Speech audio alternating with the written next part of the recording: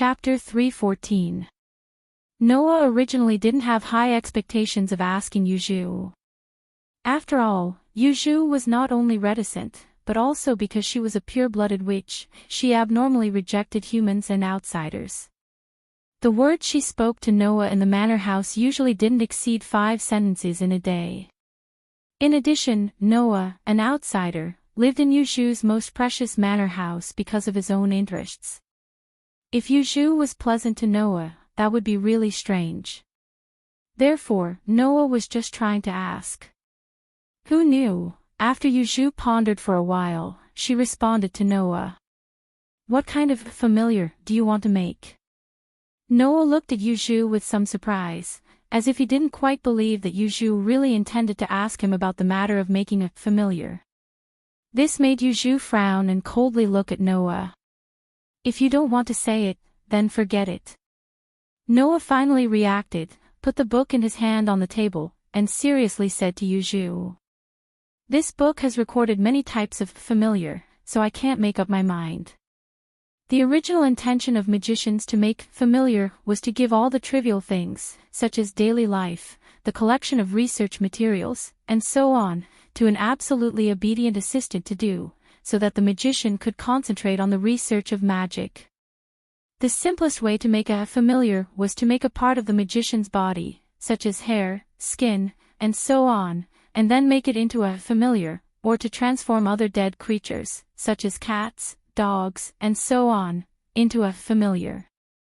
In this way, the familiar created by magicians would be given a part of the magician's abilities.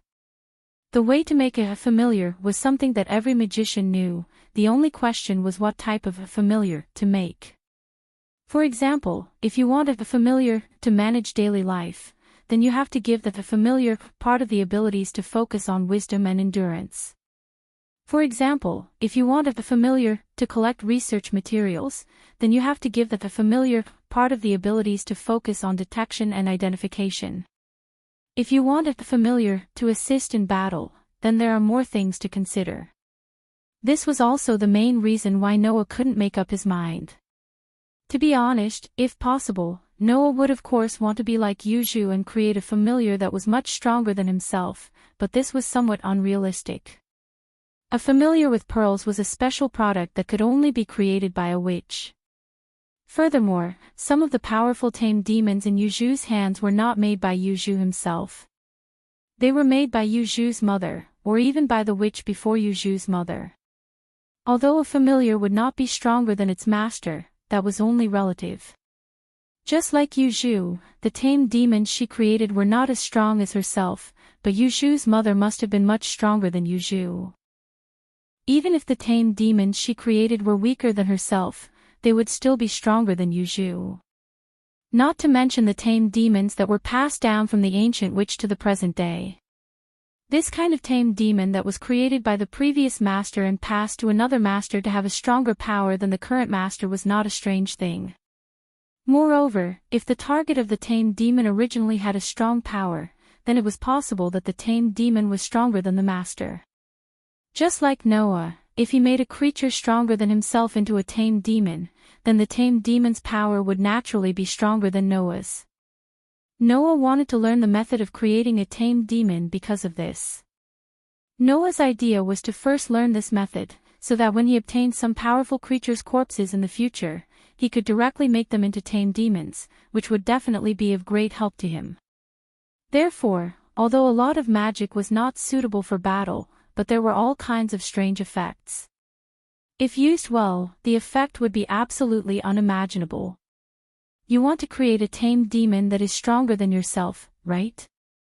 Yuzhu seemed to have seen through Noah's idea, but still gave such a sentence. I don't recommend you do that. Noah suddenly froze. It is very easy to create a tamed monster, but that also requires the magical power to be divided into the tamed monster's body. Moreover, the more powerful the tamed monster is, the more magical power it needs to be divided. Yuzhu's words woke everyone up from their dreams. If you intend to create a tamed demon that is stronger than yourself, then you must divide most of the magic power to the tamed demon, which will greatly reduce your level, so I don't recommend you to do that. Being said so by Yu Zhu, Noah woke up. That's right. The method of creating a tamed demon was indeed very easy. But does this mean that magicians can create tamed demons at will? Of course, that was impossible. Otherwise, even if the tamed demon was weak, magicians could still create a large number of tamed demons to form an army of tamed demons to fight against the enemy, winning with numbers. In that case, who could say that the tamed demon was weaker than the master? In that case, would magicians still need to fight by themselves? Wouldn't it be fine to just leave it all to the tamed demon? The reason why they didn't do that was because creating a tamed demon required the magic power to be divided. This part of the magic power was equivalent to being lost forever, and there was no possibility of it being used by the magician himself. If it was to create a weak tamed demon, then the magic power that was divided was not much, and the level of the magician would not decrease by much. But if it was to create a strong tamed demon, then the level of the magician would be greatly reduced. For example, Noah, if he really lost a part of his magic power permanently, then his strength would also decrease. Unless the tamed demon was really strong, otherwise, magicians generally would not make such a choice. So, Yu Zhu, are you suggesting that I don't wait until there is a strong creature's body to create a tamed demon? Noah nodded in relief. In that case, what kind of tamed demon is best to create? It depends on where you are lacking. Yu Zhu said so. The tamed demon that you create should be able to make up for some of your own weaknesses, then it would be worth creating. Yu Zhu's words were very few, but every sentence woke Noah up. It was indeed so. Even if the tamed demon was weaker than the magician himself, if he could make up for his own weaknesses, then the effect of the tamed demon in battle would simply be extraordinary. Yu Zhu was indeed a witch who was good at tamed demons, making Noah's understanding of magic enter a new level. No matter how weak the magic was, as long as it could be used, then it would be strong. What kind of cat was the best? It was not a cat with a strong body, nor was it a cat with a gorgeous appearance, but a cat that could catch mice. The expression in Noah's eyes became brighter and brighter. After Yu Zhu's reminder, Noah recalled the magic that he accidentally saw in the morning.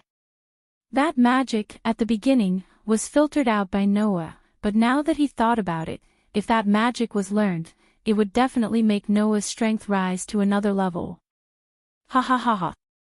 Thinking of this, Noah couldn't help but laugh out loud, stood up, and ran outside while shouting loudly. Thank you. Yu Zhu. I love you to death.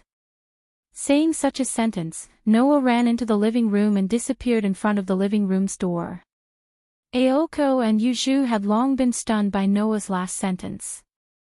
After a long while, Aoko's eyes appeared like a kitten's mischievous light. With a sweet smile, she looked at Yu Zhu. Congratulations, Yu Zhu. Yu Zhu didn't even look at Aoko, slightly lowered her head, raised the book in her hand, and looked at it expressionlessly, as if nothing had happened. Only Aoko knew that for her to use the book to cover nearly half of her face, needless to say, Yu Zhu must be shy. Obviously, Noah's words that burst out in joy were not harmless. On the other side, Noah went directly to the second floor, quickly walked to Aoko's study, opened the door, and went to the bookshelf that was neatly arranged with magic books, and quickly flipped through them. At a certain moment, Noah stopped the movement of his hands, the corner of his mouth slowly raised, and he pulled out a book from the bookshelf. The title of the book, Enhance. This was the magic book that Noah directly ignored in the morning, but now he was pleasantly surprised. Sure enough, no matter how small, insignificant, and weak, existence is the absolute truth, and existence has value. After that, Noah flipped through the book in his hand, immersing himself in the world of the book. Chapter 3:15. The next day, Sanyi City's sky finally welcomed light once again. It was not as gloomy as yesterday, and it was no longer raining that made people feel depressed. Walking on the asphalt road to Mayo High School, Noah held a book in his hand and kept flipping through it. Looking at his appearance, he had long been immersed in the world of books. Next to Noah, Aoko Aozaki was also there. Although Noah and Aoko lived together and went to the same high school, they did not agree to go to school together. In the end, the two lived together because of interests. They could not even be called friends. They could only be called business partners. Naturally, their relationship was not good enough for them to go to school together. Today, they went to school together because Noah and Aoko happened to go out together at the same time. Since the destination was the same and the journey was the same, it was normal for the two of them to travel together. Because there was no need to deliberately separate, right? Aoko Aochi was not the kind of person who would be hesitant about trivial matters. Noah would not stick to this kind of small matter, so he went with the flow. This kind of relationship where they went to school together but did not even speak a word to each other. If it was an ordinary person, it would be awkward to stay together and they would want to run away. Aoko, on the other hand, seemed to be no different from usual. Her expression was still as calm as ever. After all, Yuju was a taciturn person. Aoko Aochi had long been used to the people around her being silent. As for Noah, his mind was not on the outside at all. Instead, it was on the book in his hand. Gradually, more and more students appeared on the road to Mayo High School. When these students saw Noah and Aoko walking together, many of them looked at each other and started to talk. Isn't that the student president? That's the rumored transfer student, right? Why are they walking together? I heard that the student president has been inviting the transfer student on a date recently. Did they end up together? Why did I hear that the transfer student has been pestering the student president? Impossible, that's impossible. That's the student president. Don't tell me you don't know the consequences of pestering her. It seems that the student council president is wooing a transfer student. Yes. That's right. Aoko's eyes began to twitch as she listened to the discussions coming from all directions. Her eyes suddenly became incomparably ferocious as she fiercely swept her gaze around, causing the surrounding students to turn pale with fright. They shut their mouths and instantly scattered like birds and beasts. Aoko clutched her head in pain, but when she saw Noah, who was still calmly reading his book, her brows furrowed. Why are you suddenly interested in magic? Isn't it good to have one more method? Noah immediately answered Aoko's question. Although he didn't raise his head, it proved that he had been paying attention to his surroundings and wasn't really paying attention to the book. Moreover, there are some magic tricks that would be of great help to me. Is that so? Aoko was still frowning. But don't forget, magic is ineffective against fantasy breeds. Who told you that my opponent must be a fantasy breed? Noah's voice became a half-smile. Don't tell me you think that I'm going to live in seclusion in the mountains and never fight again after fighting with that fantasy breed? With that said, Noah's voice changed from a half-smile to a meaningful one. Besides, it's not like all magic spells can't be used in a battle with fantasy breeds. Aoko was startled when she heard this. Just as she was about to continue pursuing, she recalled that this wasn't something she could ask in her current position. Her brows slowly relaxed as she casually replied. No matter what, since you've learned magic, you're considered a magician. You know the rules of magicians, so in such a conspicuous place, you'd better put away the magic book in your hand. It's just a book. Don't be so surprised, Noah retorted bluntly. Even if someone sees the book in my hand, they'll most likely think that it's a novel. What you're worried about won't happen, student president. Aoko raised her eyebrows and didn't say anything. If there was really a possibility of the magic being exposed, Aoko wouldn't have waited until now to remind Noah. Besides, even if the magic was exposed, it would be Noah who exposed it. It would be Noah's business who should be silenced, and it had nothing to do with Aoko. If it was Ariho, she might have interfered because of the strict style of a magician, but Aoko was just an apprentice magician, and she had only been an apprentice magician for less than 2 years. As long as the result was not bad, Aoko would not interfere. Aoko. At this moment, an honest and calm voice came from behind Noah and Aoko Aoyagi. It was a slightly contradictory voice. Aoko's delicate body slightly stiffened when she heard this voice. Her expression that had just returned to normal instantly became fierce and sullen. It was as if she had met the god of pestilence. She secretly sighed at her own bad luck. Noah noticed that Aoko's expression was a little stiff, so he turned around in confusion and looked behind him. What entered Noah's eyes was a student wearing a boy's uniform. His age was similar to Noah and Aoko, but his appearance was somewhat ordinary. His head was slightly messy, and his body was slightly thinner than the average person. No matter how you looked at him, you couldn't see anything special about him. However, such a boy made Aoko's body stiffen, and at the same time, it also made Noah squint his eyes. A trace of surprise flashed through his eyes. Because of his boundless and powerful magic, almost 70% of Noah's strength was in the aspect of magic. The remaining 30%, except for Blaze, was all in the aspect of his body and combat awareness. Noah, who had tempered his strength thousands of times, could easily see that this ordinary boy in front of him was not ordinary. His seemingly low presence was actually just a layer of natural camouflage. Even though the other party was wearing a uniform and looked thin, as a combat expert, Noah instantly discovered that the body hidden under the other party's clothes was also a body that had been tempered thousands of times. There was not a trace of excess standing posture. Hidden under his confused eyes, there was a bright light. The trace of a powerful aura that was covered by the low presence. And the unnatural feeling of a relaxed body that was ready to tense up at any time. This ordinary-looking boy in front of him was definitely a combat expert like Noah, possessing good combat skills and combat awareness. All of a sudden, Noah's interest was piqued. In contrast to Noah, Aoko's face was full of discomfort as if she had swallowed a fly. But soon, Aoko realized that her emotions were inexplicably affected. Aoko originally did not like the feeling of her emotions being disturbed. Therefore, Aoko calmed down, brushed her waist-length hair, and indifferently spoke as if she was talking to an ordinary classmate. "Hello, Jingshi classmate." Jingshi. Noah was startled, and then immediately remembered. This surname was not unfamiliar to Noah. Because, in the past few days, the student council headed by Aoko had been dealing with people with this surname every day. Jingshi Kusijikuro.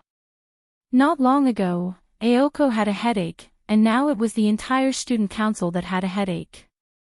Everyone knew that this was the transfer student from the mountains. He is the transfer student?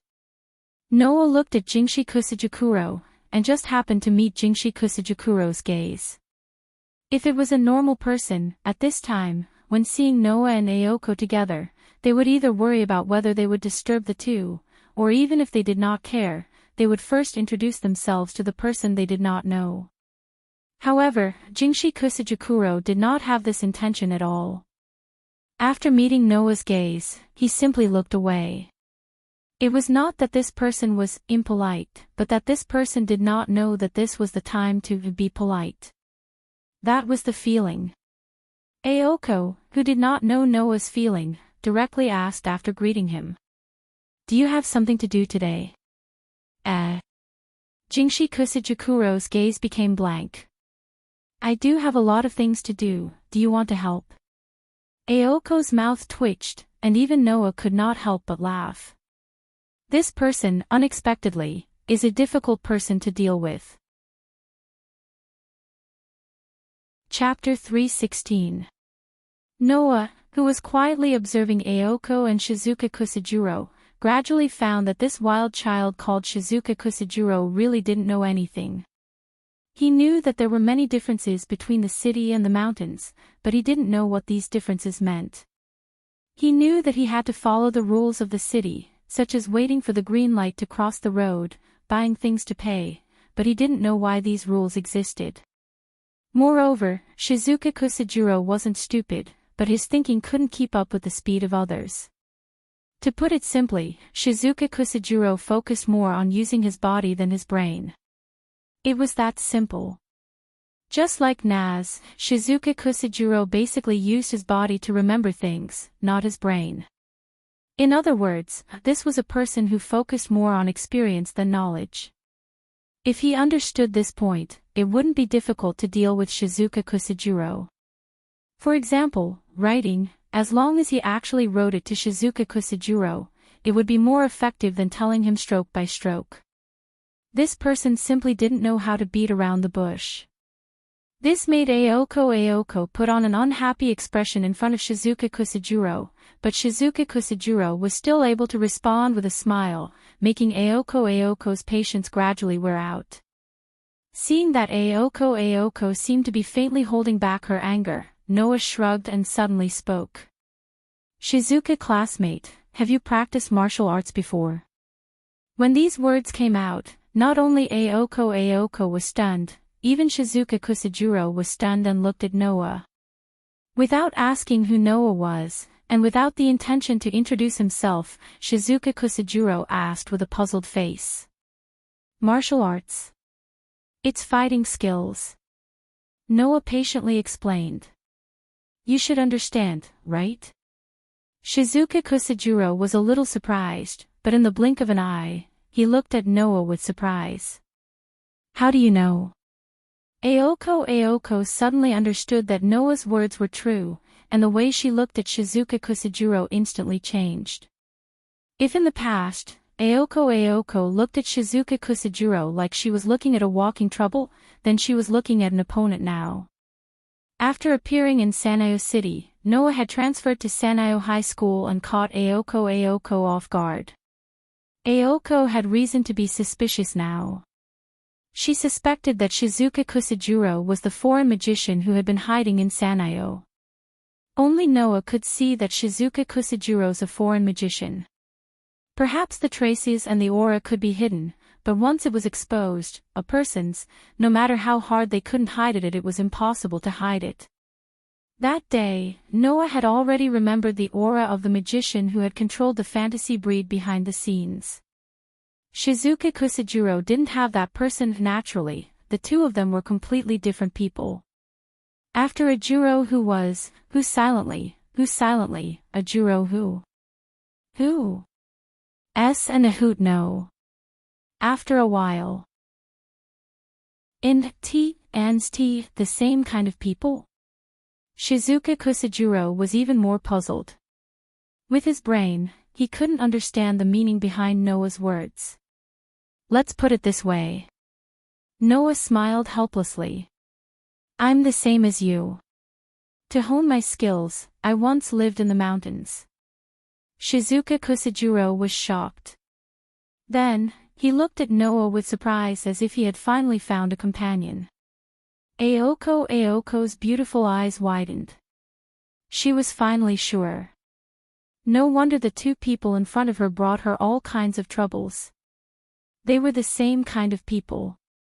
Hey, Shizuka. Noah's eyes flashed with a delicate expression. Why don't we compete? Why? The surprise on Shizuka Kusajiro's face turned into doubt. You're not a bear. Well. Noah knew it would be troublesome to explain to this wild child in front of him, so he simply said so. Just take it as a greeting. Greeting. This time, Shizuka Kusajiro's expression was full of confusion and surprise. Is this how the people in the city greet each other? This is different from what I know. This also varies from person to person, right? Noah said so. Isn't there a saying, no discord, no concord? Hearing this, Shizuka Kusajiro was relieved. I've seen this saying before. It's true. Hearing this, Aoko could no longer ignore it. Fighting is equivalent to greeting. If this transfer student from the mountains really formed such a concept, then in the future, when he greets others in school, he won't just come up with a punch, right? Then wouldn't the student council become Shizuka Kusajiro's support group? Don't give me any more trouble. You guys. Aoko squeezed in between Noah and Shizuka Kusajiro, and roared at Noah's direction. Don't tell me you don't have enough trouble now. A roar directly stunned Shizuka Kusajiro, who wasn't very smart. Ignoring the stunned Shizuka Kusajiro, Aoko aggressively said to Shizuka Kusajiro.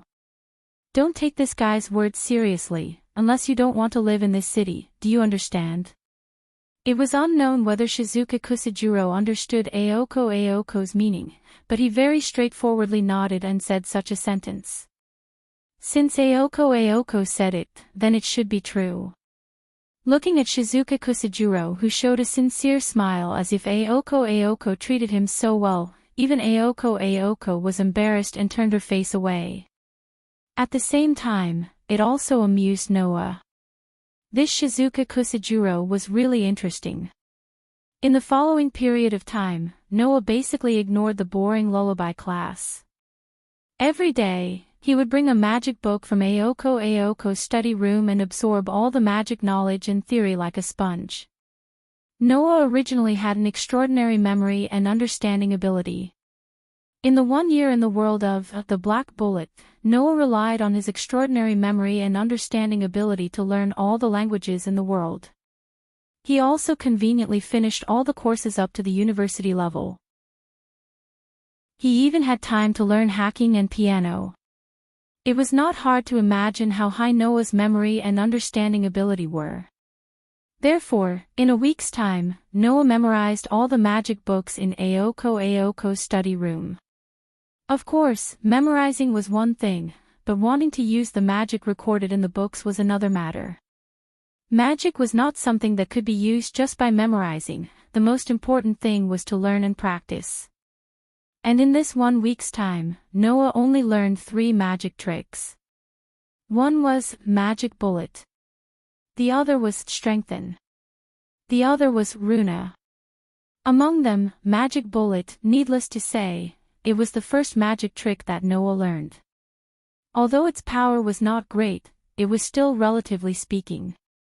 High power, high damage, Magic Bullet also existed. Of course, at that level, instead of calling it Magic Bullet, it was better to call it Magic Missile or Magic Cannon. As for Strengthen and Runa, they were the magic that Noah paid special attention to, and he was very serious in learning them. Compared to Magic Bullet, these 2 magic tricks were the most obvious in increasing Noah's strength. The so-called Strengthen magic was the same as its name, it was a magic trick that focused on strengthening various things. To be more precise, it should be said that it was strengthening. If it was used on a knife, it could make the knife sharper. If it was used on a stone, it could make the stone harder. If it was used on a light bulb, it could make the light bulb brighter. If it was used on a fan, it could make the wind cooler. In this way, if it was used on one's fists would become heavier. If it was used on one's feet, one's speed and endurance would also increase. If it was used on one's body's defense would increase significantly. For Noah, this magic trick was extremely useful. As long as a large amount of magic was used, Noah's strength in all aspects would increase in a straight line. Therefore, although Noah did not pay attention to it at first, after being reminded by Yuzhu, he immediately thought of it. As for Runa, if it was used well, it could also be a super powerful magic trick. Therefore, regarding Strengthen and Runa, Noah attached great importance to it, and whenever he had time, he would immerse himself in learning these 2 magic tricks. And on this night, a week later, when Noah and Aoki returned to the mansion after school, Yuzhu, who came down from upstairs, directly gave these words. Get ready, we have work to do tonight. Chapter 3:17. The bleak cold wind swept through the entire land of Sanyi City with a whistling sound. At this time, 3 figures, big or small, slender or tall, slowly appeared in the cold wind and came to this empty park. First a forest, then a factory ruins, and now a park. Aoko walked at the front, as if telling herself that she had to move forward bravely. She scanned the entire park with a sharp gaze, and a hint of anger could be seen in her expression. How unscrupulous, aren't they afraid of being seen by unrelated people? In the end, this should be your fault, right? Noah, who was walking behind Yuzhu, glanced at the surroundings as he purposely smiled.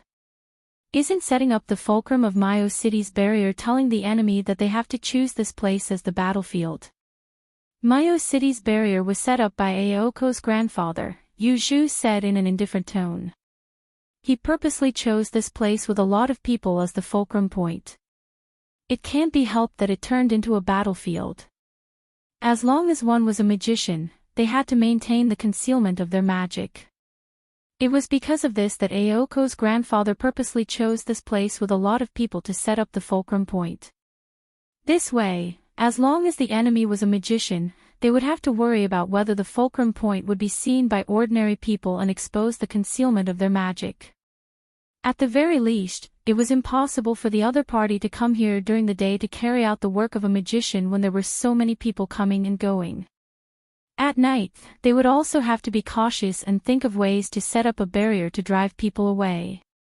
In a large sense, it would waste a lot of time, which was very beneficial to the manager of Sanayo City. I'm just afraid that the enemy is a madman who doesn't care about the lives of ordinary people and can laugh as he wantonly kills. Noah said lightly, and then immediately changed the topic without giving Aoko and Yuzhu any time to answer. Are you sure you detected the reaction of magic here? Mayo City's barrier can only be deceived, there's no possibility of error. Yuzhu repeated expressionlessly, her pitch-black eyes looking straight ahead, as if she had already seen her opponent. The enemy is on the move, this is something that can be confirmed. Is that sneaky bastard starting to destroy the fulcrum again? Aoko frowned. Could it be another mannequin sent out to distract the enemy? I have the same question. Noah shrugged. If that's the case, then this foreign magician's wallet is quite full. For now, the automatons that were controlled by magicians and used in magic battles were more or less useless. In terms of performance, an ordinary automaton wasn't as powerful as a familiar. If one wanted to create an automaton that could be used in battle, the cost of the materials required would be a figure that would make ordinary magicians speechless. Therefore, in this world, if there were still puppeteers who used puppets as their main method of fighting, they would most likely be collecting antiques that were left behind from the past to the present to do battle. Of course, if that was the case, the price of purchasing an automaton was also very expensive. Ordinary magicians simply couldn't afford it. Previously, Noah and Yuzhu had encountered two men with a split mouth in the forest. On the night when Noah's true identity was discovered, he had also broken an automaton. In other words, the other party had already used 3 expensive antiques during this period of time. If this foreign magician still sent out a mannequin this time, then one could imagine how rich his wallet was. Regardless of whether it's the real person or the mannequin, the opponent this time is Aoko. Yuzhu glanced at Noah lightly. Your opponent is that fantasy breed. Yuzhu's words made the two people present react. Noah didn't care and turned his head away, but his gaze toward Aoko was more or less serious. Aoko looked calm on the surface, but hidden in the depths of her pale eyes was a stifling pressure that made it hard for others to breathe, telling others just how difficult it was for her to calm down. Yuzhu acted as if she didn't care about anything else and quietly retreated to the side. No one has ever said that only magicians who can kill are mature magicians. Noah and Aoko looked at each other. After a long while, Noah closed his eyes and said as if he didn't care about her at all. Don't be ashamed of being afraid of killing. It's never wrong to cherish life. No matter if it's yours or the enemy's. After leaving these words, Noah also retreated to Yuzhu's side, leaving the choice in Aoko's hands. It was obvious that Aoko and Yuzhu wanted to deal with this foreign magician as the real birth trial of the Aoko family's magician. Noah, on the other hand, scoffed at this so-called trial. Of course, Noah wouldn't pity the state of the universe and think that killing was wrong. For Noah, killing innocent people was indeed wrong, but for this guy who deserved to die, not killing him was a crime. However, whether to kill or not, at least it was his own decision. Aoko had an unyielding character and was good at moving forward bravely, but that didn't include forcing herself. Needless to say, letting Aoko kill was forcing her. It wasn't that Aoko wouldn't kill. If she really made up her mind, Aoko would definitely be able to do it. But Aoko didn't want to kill at all. Doing something against one's will, if that wasn't forcing oneself, then what was? If one had power but couldn't make decisions for oneself, then why did one have power? Just to reach the origin. That didn't make any sense. Noah had extraordinary magic power from the moment he was born. In order to not hurt the people around him, Noah constantly trained his magic power control. Later, he gradually mastered the high-level destruction spell, Crush, and made considerable progress in the other two worlds. All of this was to protect the people around him, to protect the worlds that asked him for help. Therefore, Noah felt that it was meaningful for him to become stronger, and that his life was very meaningful. Unlike the magicians of this world, who became stronger and had power, but had to force themselves to do things they didn't want to do. If that wasn't meaningless, then what was it? Therefore, although Noah didn't completely reject the magicians of this world, he didn't have a good impression of them. But unlike Noah, a pure magician like Yuzhu had a completely different opinion. Magicians were destined to go against their morals. Therefore, all human rules and regulations were enemies to magicians. Therefore, when Aoko was stunned by Noah's words, Yuzhu's voice slowly sounded. "That's not like you." This sentence made Aoko finally make up her mind. Yes. Hesitation was not like Aoko at all. No matter what, since she had decided, she had to do it. This was Aoko. Seeing the determination in Aoko's eyes, Noah still didn't care and smiled, and turned his head away. At this point, it was Aoko's problem to choose her own future. After all, Noah was rather impressed by Aoko's perseverance and willpower. At that moment, Noah closed his eyes, and his sensing ability was fully activated in an instant, covering the largest range with him as the center. The next moment, Noah and Yuzhu raised their heads at the same time and said in unison, "They're coming." Aoko's body tensed up. At the same time, in the shadows around the park, black shadows quietly appeared. Click, click, click, click. When the mechanical footsteps sounded and became more frequent, not only Aoko and Yuzhu, but even Noah was shocked. Click, click, click, click. Amidst the increasingly frequent footsteps, the black shadows that resembled giant ants gradually surrounded them and were exposed under the moonlight. They were puppets. The puppets had no adornments on their bodies. Their skin was as cold as steel, and they were like the dolls in the clothing stores. They walked on all fours and surrounded them step by step. From the looks of it, there were at least 30 of these puppets that were surrounding them. In terms of the price of puppets, all of them added up to a sky-high price. Chapter 3:18. Clack, clack, clack. At some point, the sound of the mannequin's footsteps became more synchronized. Moreover, Noah and Yuzhu did not know if it was an illusion, but the small number of puppets in front of them, which could be converted into money, seemed to be directly targeting Aoko. With Aoko as the target, they surrounded her. Aoko, who had been so resolute up until now had a dumbfounded look on her face. Even Yuzhu was slightly surprised. Seeing this, Noah sighed and said in annoyance, "This guy really has too much money. It seems that this foreign magician has so much money that he doesn't know where to spend it. He's throwing expensive automatons to their deaths one by one, and he even has a fantasy breed by his side. Is his target really Sano City? Noah could not help but have such doubts. If this nouveau riche foreign magician's target was really the spirit vein, he could have directly bought a piece of spirit land from the magic association with his wealth. Why would he go through so much trouble to come here and seize Sanyo City? Although Sanyi City also had a spirit vein, it was a small place in the countryside. Those who would set their eyes on this place were usually third-rate magicians. It was really inconceivable that a magician with a fantasy breed and so many expensive dolls would set his eyes on this place. Aoko obviously thought of this as well. She had a sincere expression of displeasure on her face, but her tone was quite calm. Yuju. Aoko Aozaki took a step back without a change in her expression. She stared at the army of dolls surrounding them as she spoke. Where's Puppeteer himself? I'm not sure. Yoju's eyes flickered slightly. There are too many puppets here, and the magic power has been disrupted. It's difficult to detect other magic power individuals. Aoko clicked her tongue when she heard Yoju's words, while Noah still used his sensing ability to observe the surroundings.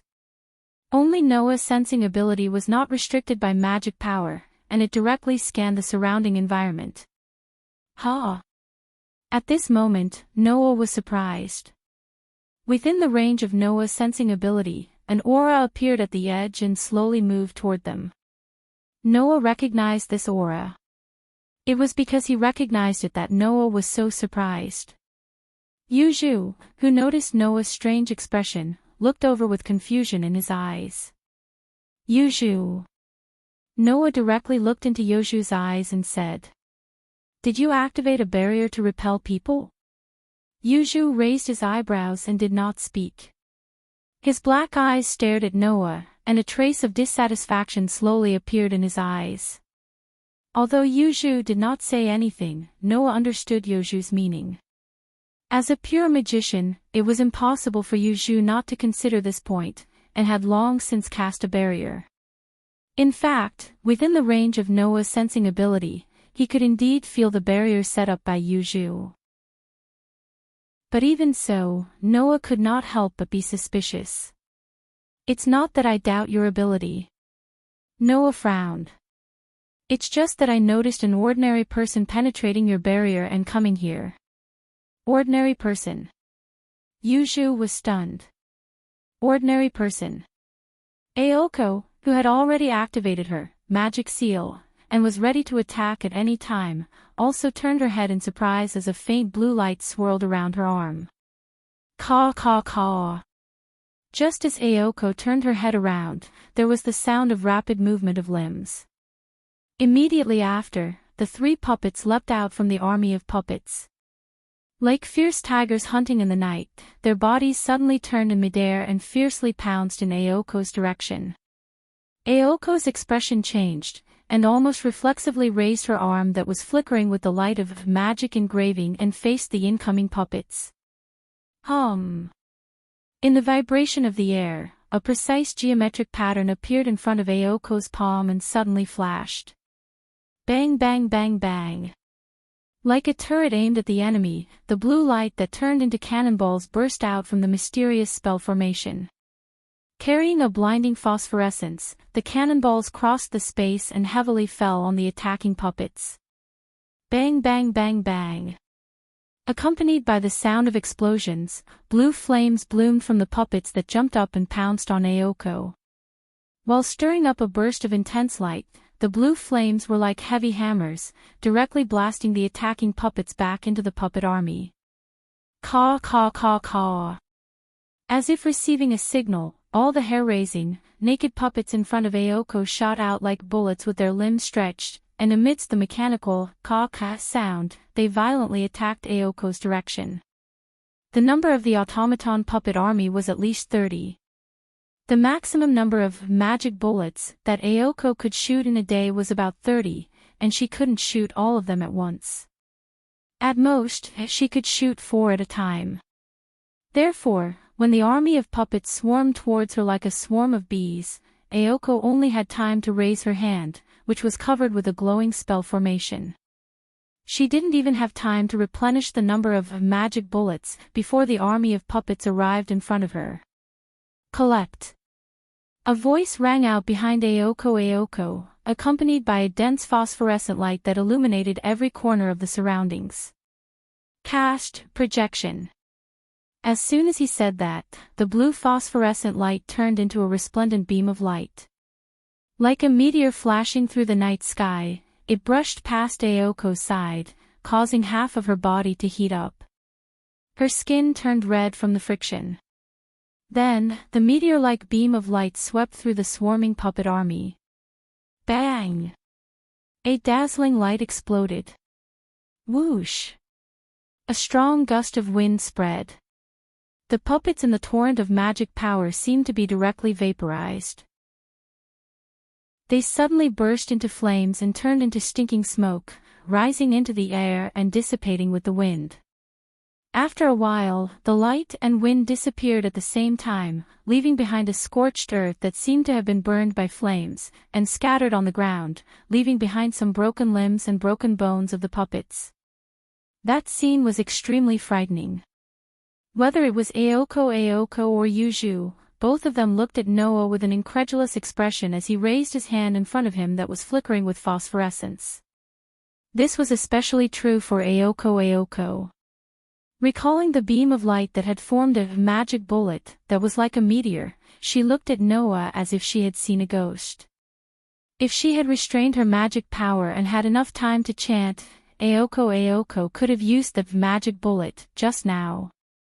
However, not only did it require the assistance of the magic seal, but it also required the consumption of all the magic power in the body to obtain the magic bullet of that scale. Now, this trump card that Aoko could only use once, not only did Noah casually use it, but he also looked relaxed, as if he didn't consume any magic power at all. This guy, is he really a monster? Don't be in a daze. Noah, who put down his hand, looked at Aoko and Yuju's stunned expression, and sighed in a deep voice. Even if I make a move, the result is still too late.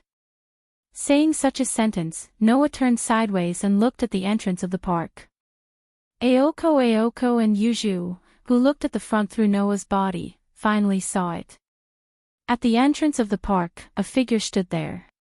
He was wearing the student uniform of Miyamoto High School, with messy hair, a somewhat thin figure, and a somewhat simple and honest expression. However, that simple and honest face of his was completely dumbfounded at this very moment.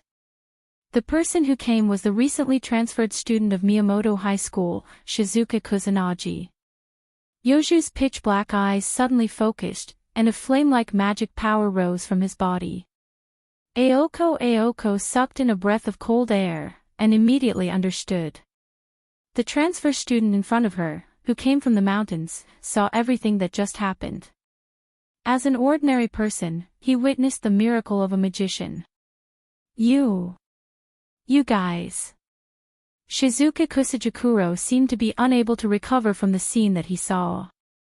Looking at the burning remains of the puppets and the broken limbs on the ground, he couldn't help but take a step back.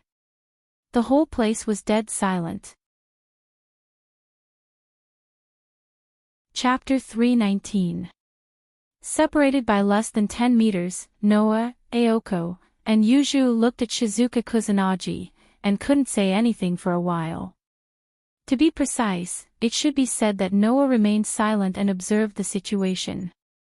Aoko and Shizuka Kusanagi were really speechless because of the sudden situation in front of them. The reason why Shizuka Kusanagi couldn't say anything was simple. It was believed that anyone who saw the broken limbs and bones in front of them, the charred marks on the ground, and the scene of the slowly burning puppets that still maintained the shape of a human, would be speechless. It was better to say that if it wasn't because it was too shocking, Shizuka Kusanagi would have run away at this time. The reason why Aoko couldn't say anything was also very simple. Just because the thing that absolutely couldn't be discovered was not only discovered, but also discovered by her own schoolmate, this made Aoko somewhat unable to react. Until the cold voice of Yuju, who was closely staring at Shizuka Kusanagi and exuding a terrifying magical aura, the dead silence of the scene was cleanly broken. Aoko. Aoko finally recovered. Looking at Shizuka Kusunagi's eyes became cruel, facing Shizuka Kusanagi who was still in a daze. The magic seal on Aoko's arm was smoothly operated to the extreme in the driving sound like an engine, blooming a dazzling phosphorescent light. Under the phosphorescent light, Aoko's cold face was exposed in front of Shizuka Kusanagi. "You have bad luck, Shizuka Kusanagi." Shizuka Kusanagi, who was awakened by the inhuman phenomenon of Aoko, retreated step by step, and finally, couldn't help but stagger, and ran away like crazy. Aoko's mouth evoked a smile that was unknown whether it was sincere or hypocritical, stepped forward, and did not hesitate to chase. Looking at this scene, Yuzhu acted as if nothing had happened and stood there quietly. Noah was the only one who narrowed his eyes as he watched Aoko disappear around the corner of the park and head toward the main road.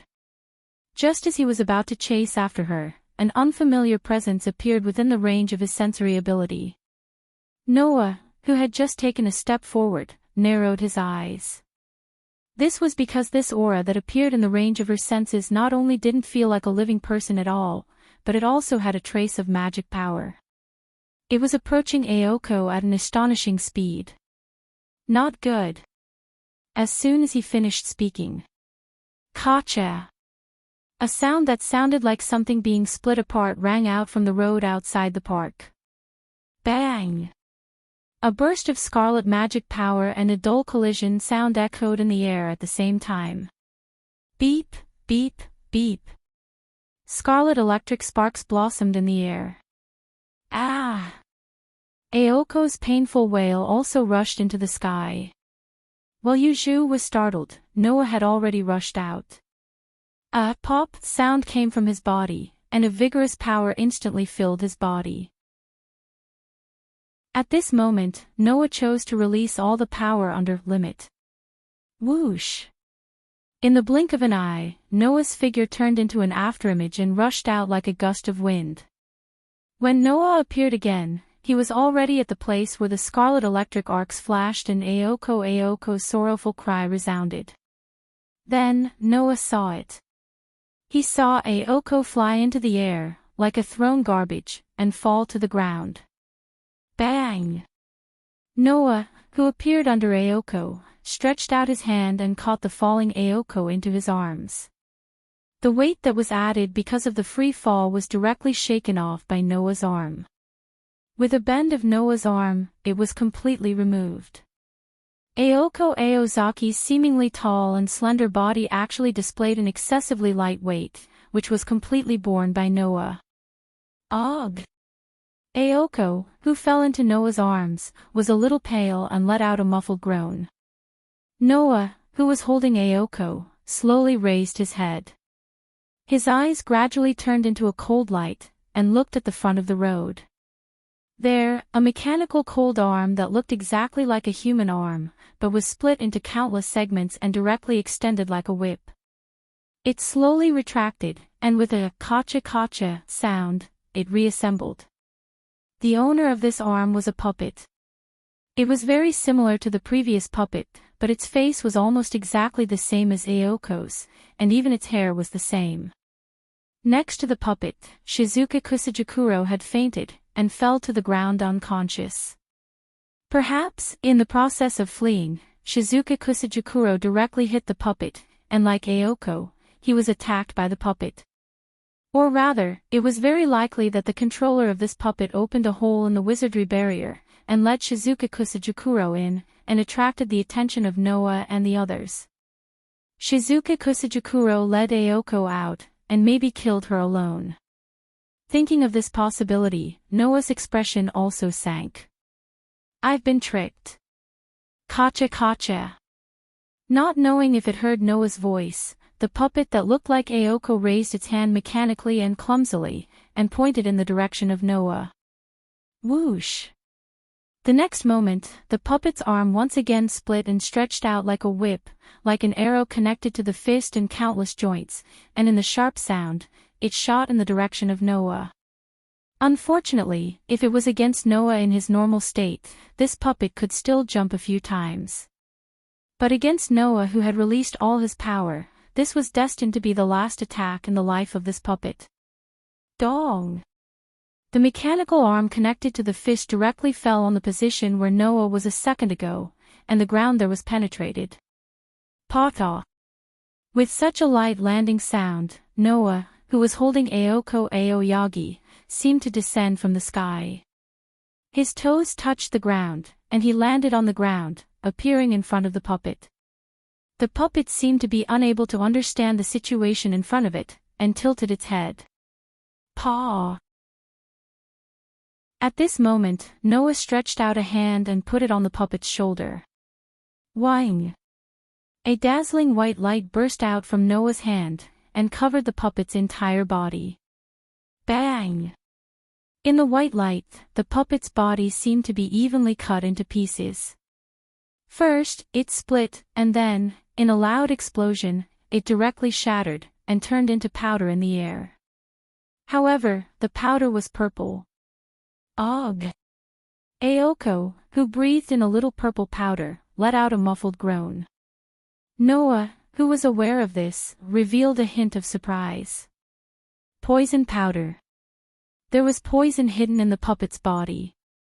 The magician hiding in the dark not only wanted to trick Aoko, but he also wanted to trick Noah. This made Noah's face turn ugly. However, Noah's body had 3 major constitutions. One of the 3 major constitutions was to expel all negative forces that affected the body. This included poison. Therefore, even if he was tricked, Noah was still unaffected. Of course, Noah was not affected, but it did not mean that others were not affected. Ugh! Another extremely soft groan was heard. That was the sound of Yuju, who finally arrived at the scene. Noah quickly called out. Hold your breath. There's poison in the air. Without Noah's reminder, Yuju, who was an expert in fairy tale-themed curses and pharmacology, accidentally breathed in a part of the poison, immediately held her breath.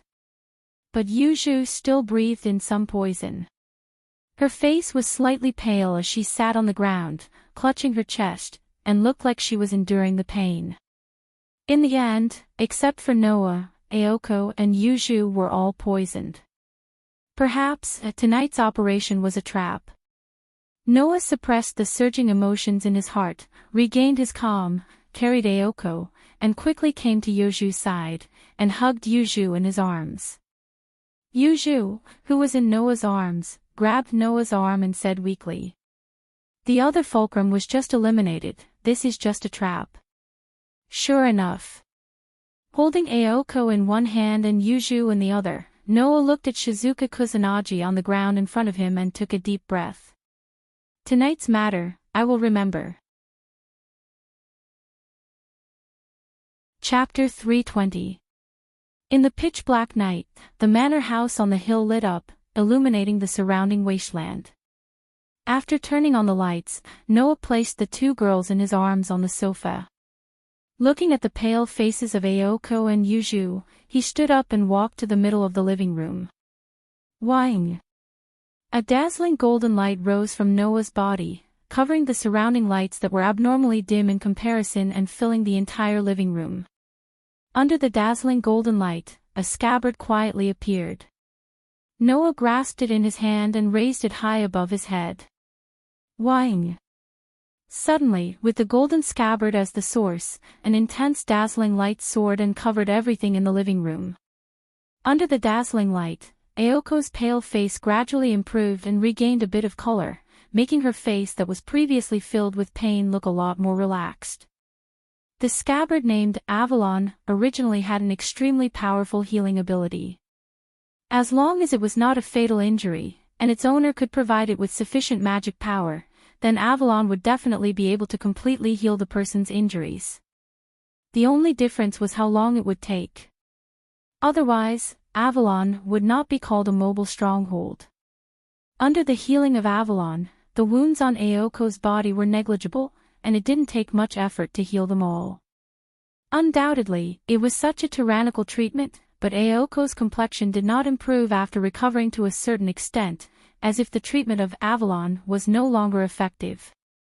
On the other side, Yuju's pale face, bathed in the light of Avalon, did not improve at all. Her expression was still the same, with a bit of pain. Seeing this scene, Noah was not surprised at all and bitterly smiled. Sure enough, Avalon can only heal injuries and not detoxify poison. This has nothing to do with Avalon. Yuju, who was lying on the sofa, forced herself to make a weak sound. The poison dissolved after entering our body. Without the poison, even if your Avalon could detoxify the poison, it would not be effective.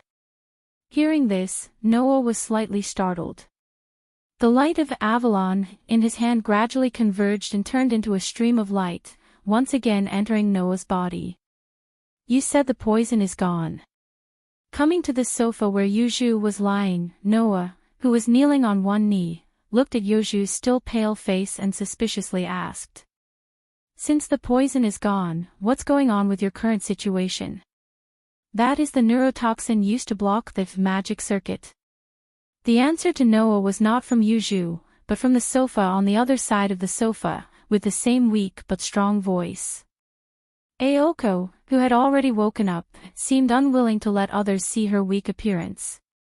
Ignoring her still weak body, she propped herself up and leaned against the back of the sofa as if she had lost the last bit of her strength, laughing bitterly. Although I don't know what kind of poison it is, I can feel that my magic circuit has been completely blocked. Magic can't flow at all of it is squeezed on the circuit. If this continues, our magic won't be able to flow again, right? Is the magic power blocked? Noah muttered to himself as he looked at Yuju. Can it be detoxified? After the poison entered our body, it directly blocked our magic circuit, and then it was digested. Yuju clutched her chest, a rare trace of annoyance appeared in her voice. There is no poison at all, then don't talk about detoxifying it. Yuju, what should we do? Aoko spoke with the same cold tone as before, as if there was nothing wrong with her body. If this continues, we will be directly eliminated from this battle, right? Magic was blocked and unable to flow, which meant that Yuju and Aoko couldn't use magic at all. Even if their strength was slowly recovering, their body was also recovering little by little. If they couldn't use magic, then next, if the magician who tricked them continued to attack the rest of the boundary fulcrum, Aoko and Yuju wouldn't be able to go out and face the enemy. Actually treating me like an idiot, I will never forgive that guy. If I don't teach him a lesson, I won't give up. Aoko said in her own voice, even if it was slightly weak, it was full of determination. Moreover, I don't want to be sold by those people in the church. Hetian Church was nominally assisting Aoko and Yuju. It seemed like this, but in fact, Hetian Church only needed to assist the manager of Sanayo City's spiritual vein, not Aoko and Yuju. If they found that Aoko and Yuju had no way to win the battle against the foreign magician, the church would not hesitate to abandon Aoko and Yuju, and start to assist the future manager of the spiritual vein, right? Yuju was naturally aware of this point. After a moment of silence, she raised her pale little face. Now, the magic in our body can't flow again because it was blocked too much before, and now it's all squeezed together and can't be activated. Does that mean our magic circuit is in a traffic jam? Aoko looked at Yuju. What's the solution? Inject magic into the magic circuit. Noah, who had been silent, suddenly said. If it doesn't move, add new power to push it, right? Yuju slowly nodded, making Aoko's face show an angry expression. We can't use any magic at all now, how can we push the magic circuit? Yuju nodded again, but this time more or less with a little helplessness. On the side, Noah, who was listening to the conversation between Yuju and Aoko, fell into silence. If one observed carefully, one would find that Noah's face showed hesitation and an extremely awkward and unnatural expression. After Yuzhu proposed the plan, Noah remembered a book he read in Aoko's study. That book recorded a method to inject magic into others. However, that method, no matter who thought of it, would hesitate, and Noah was full of awkwardness and hesitation. Aoko, who inadvertently saw Noah's performance, raised the corner of her eyes and directly said, "Did you think of a way?" Yuzhu also turned her head and looked at Noah. Under the gaze of the two girls, Noah's expression became more and more awkward, and after a while, he asked with a wry smile, "Do you really want to recover?" "Nonsense." Aoko gritted her teeth and said, "I must return all the suffering I suffered today to that guy who hides his head and shows his tail. I don't like others to rob me." Yuzhu continued Aoko's words and looked at Noah. "No matter who it is." Hearing this, Noah's awkwardness turned into hesitation, and finally, he let out an unprecedentedly long sigh. "This is what you said, don't regret it." After that, Noah stood up and directly sat on the side of Yuzhu's sofa. He stretched out his hand and gently picked up Yuzhu, who was lying weakly on the sofa. Then, there was no then. Maintaining the posture of holding Yuzhu, Noah's body was slightly stiff, and the expression on his face kept changing. It was still alternating between awkwardness and hesitation, but more of it was hesitation. There was no way. This method was also a challenge for Noah. After all, Noah didn't even try it. However, when he thought about how he was careless and directly destroyed the puppet, which caused Aoko and Yuzhu to be poisoned, Noah's heart became ruthless. "Forget it, if I die, then I die." On the other side, Yuzhu's eyebrows were deeply furrowed, as if she was disgusted by others touching her. But when Yuzhu wanted to make a sound, what happened next made Yuzhu unable to make a sound. This was not only a psychological factor, but also a physical one. After a moment of hesitation, Noah, who was holding Yuzhu, directly bent down and blocked Yuzhu's lips. And the thing that blocked Yuzhu's lips was Noah's lips. Yuzhu's black hole-like pupils instantly shrank to the smallest in history. Aoko stood up in a daze. Chapter 321. Mana was basically energy that could only be maintained within the magician's body. Once it was released to the outside world, it would immediately turn back into life force and spread into the originator. However, a magician's body fluid was extremely easy to contain mana. Even if it left the body and was released to the outside world, it could still be temporarily preserved and maintain mana. Thus, if one could directly drink a magician's body fluid, one could also achieve the goal of replenishing mana.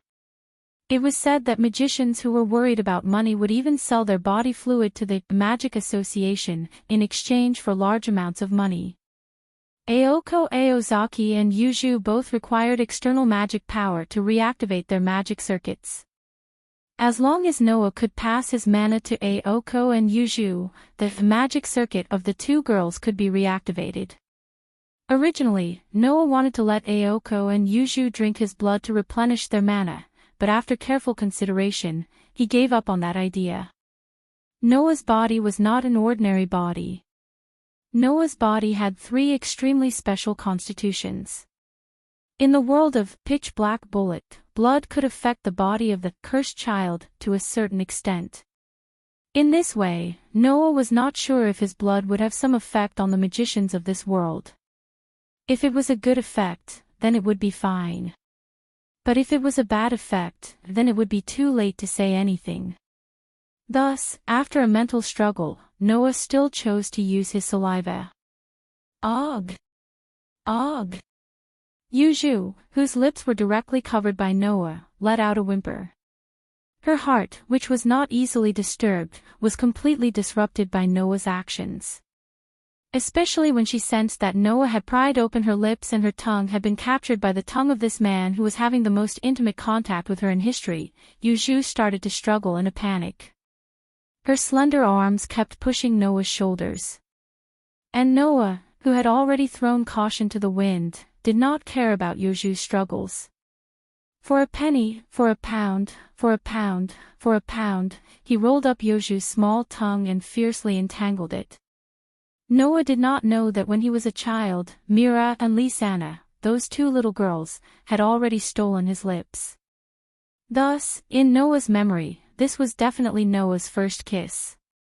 Feeling the soft and small lips pressed against his own, as well as Yoju's panicked tongue continuously attacking him, Noah felt as if he had been electrocuted, and his mind was in chaos. Even Noah, who was good at controlling his emotions, was like this, let alone Yoju. Yoju's heart was already completely occupied by panic, even her mind was blank. She only subconsciously used her arms to press on Noah's shoulders, while whimpering and pushing.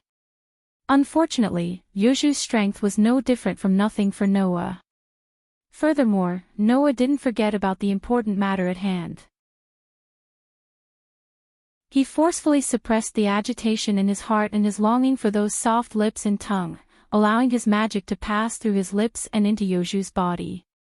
Ugh! Not long after, Yoju's rapid and weak breathing reverberated in the air, unable to be suppressed, and began to reverberate in the living room. Looking at Noah, who was roughly kissing Yoju in front of her eyes, with her eyes tightly closed, and her strength to struggle became weaker and weaker. Her pale cheeks gradually flushed red, Aoko felt as if someone had knocked her on the head, and she did not recover for a long time. The heavens pity her. On the surface, Aoko looked like a big sister, but she did not even have the experience of holding hands with a boy, let alone kissing, or even watching others kiss. What's more, the one being kissed in front of him was not someone else, but a pure-blooded witch, a pure-blooded magician.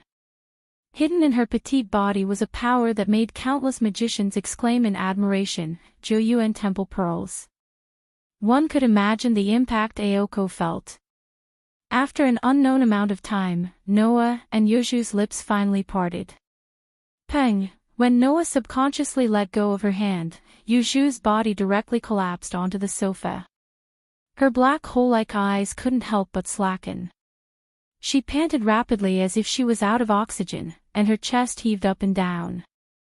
Huff, huff. Not to mention Yoju, even Noah was slightly panting. Looking at Yoju, who collapsed on the sofa, his heart beat faster and faster, and his heart was filled with disbelief. He could not believe that he had actually done such a thing. Fortunately, Noah did not forget that he still had another patient. At that moment, Noah turned his head and stared at Aoko with a crazy gaze, as if he was about to jump off a cliff. Aoko's heart suddenly jumped, and she woke up with a start. Before she had time to question Noah, Aoko's heart was filled with a strong sense of foreboding. This ominous premonition made Aoko panic like never before. She shouted at Noah, trying to put up a strong front but feeling weak at heart. What do you want to do? Being stared at by Aoko's vigilant and panicked eyes, Noah's heart could not help but beat like a drum. But since he had even kissed the pure-blooded witch Yoju, what qualifications did this bad-tempered trainee magician in front of him have to make him back out? With this thought in mind, Noah walked over to Aoko and tried to persuade her. It was an expression and posture that showed that he was really going to throw caution to the wind. Who told you to come over?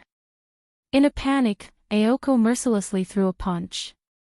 However, Aoko had already consumed a lot of physical strength due to her injury and poisoning.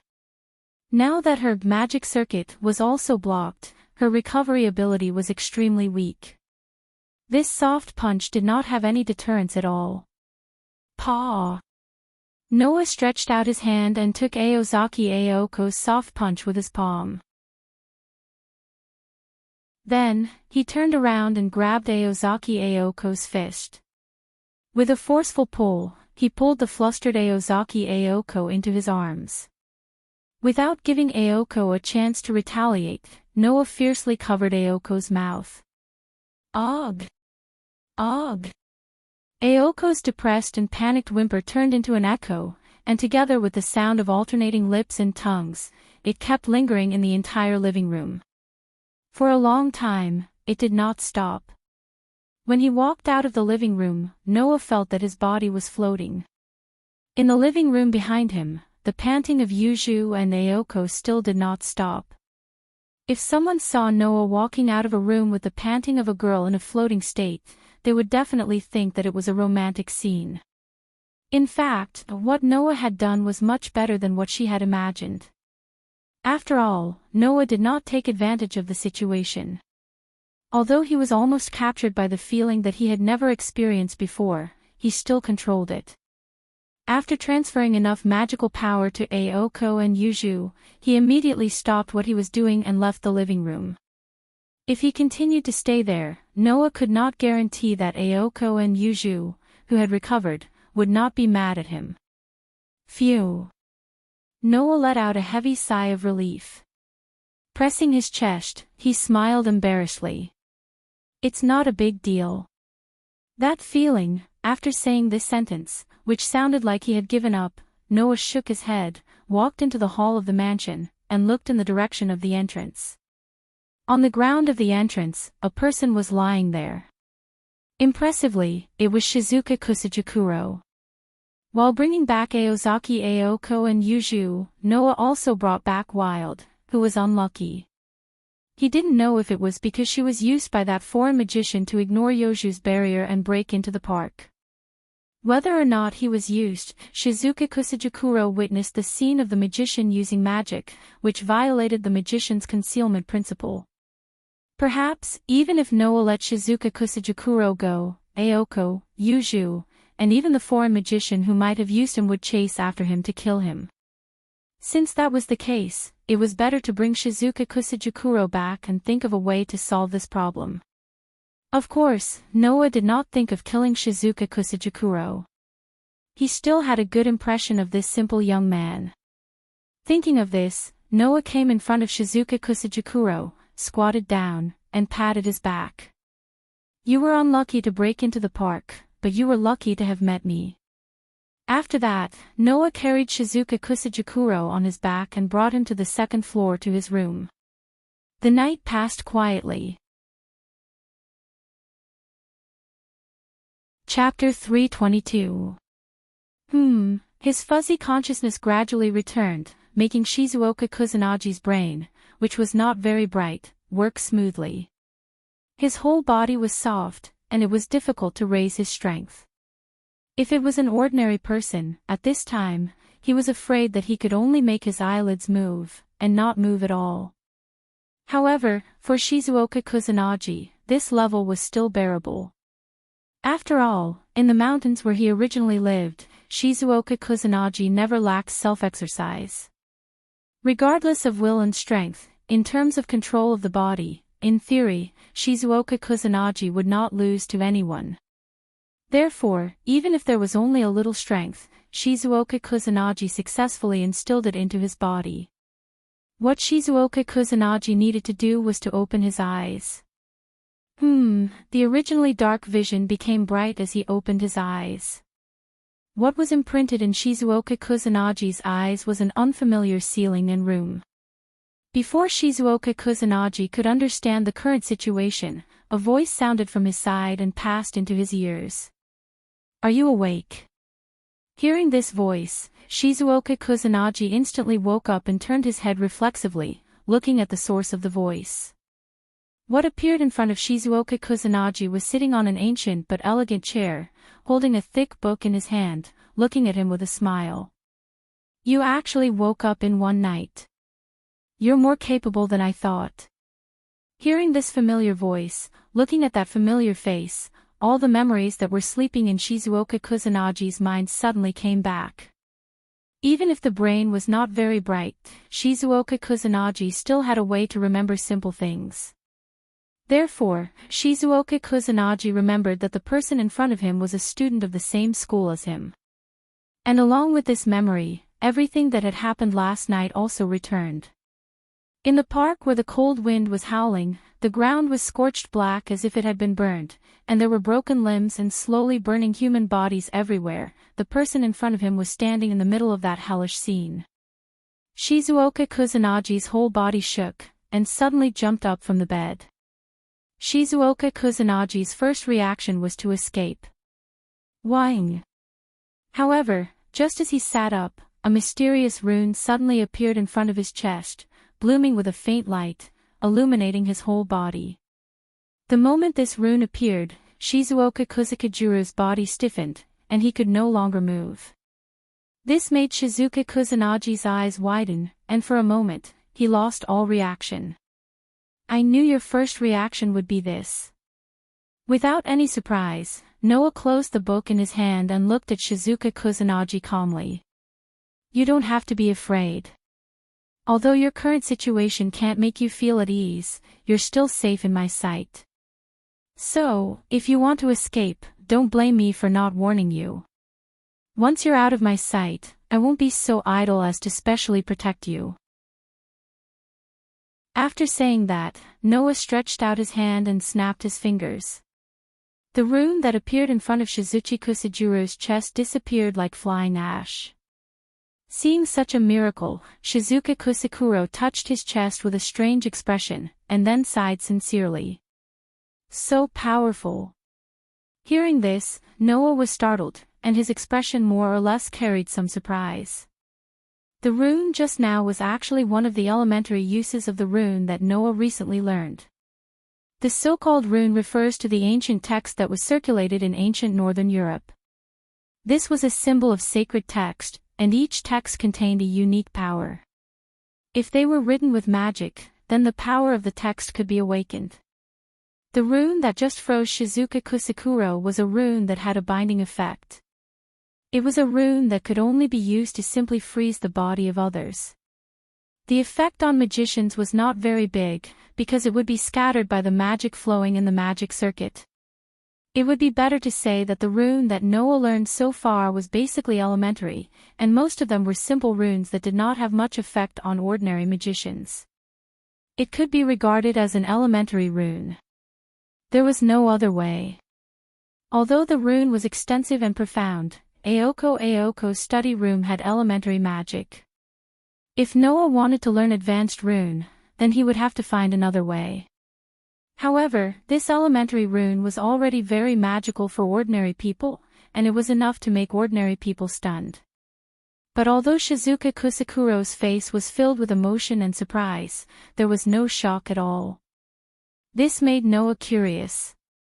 Immediately, Noah directly asked, "Aren't you afraid?" Afraid? Shizuka Kusakuro was puzzled from the bottom of his heart. Why? Why?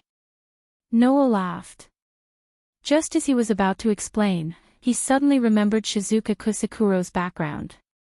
Shizuka Kusakuro grew up in the mountains, and there was no electricity in his previous life. He was very surprised when he saw the school. This made Itamu, who was in the same class as Noah, feel more than once that life was unimaginable. Then, for Shizuka Kusakuro, life in the city was also unimaginable, right? The life of a magician was even more so, wasn't it? Then, for Shizuka Kusakuro, what was magic? I say, Shizuka Kusakuro. Noah had a guess.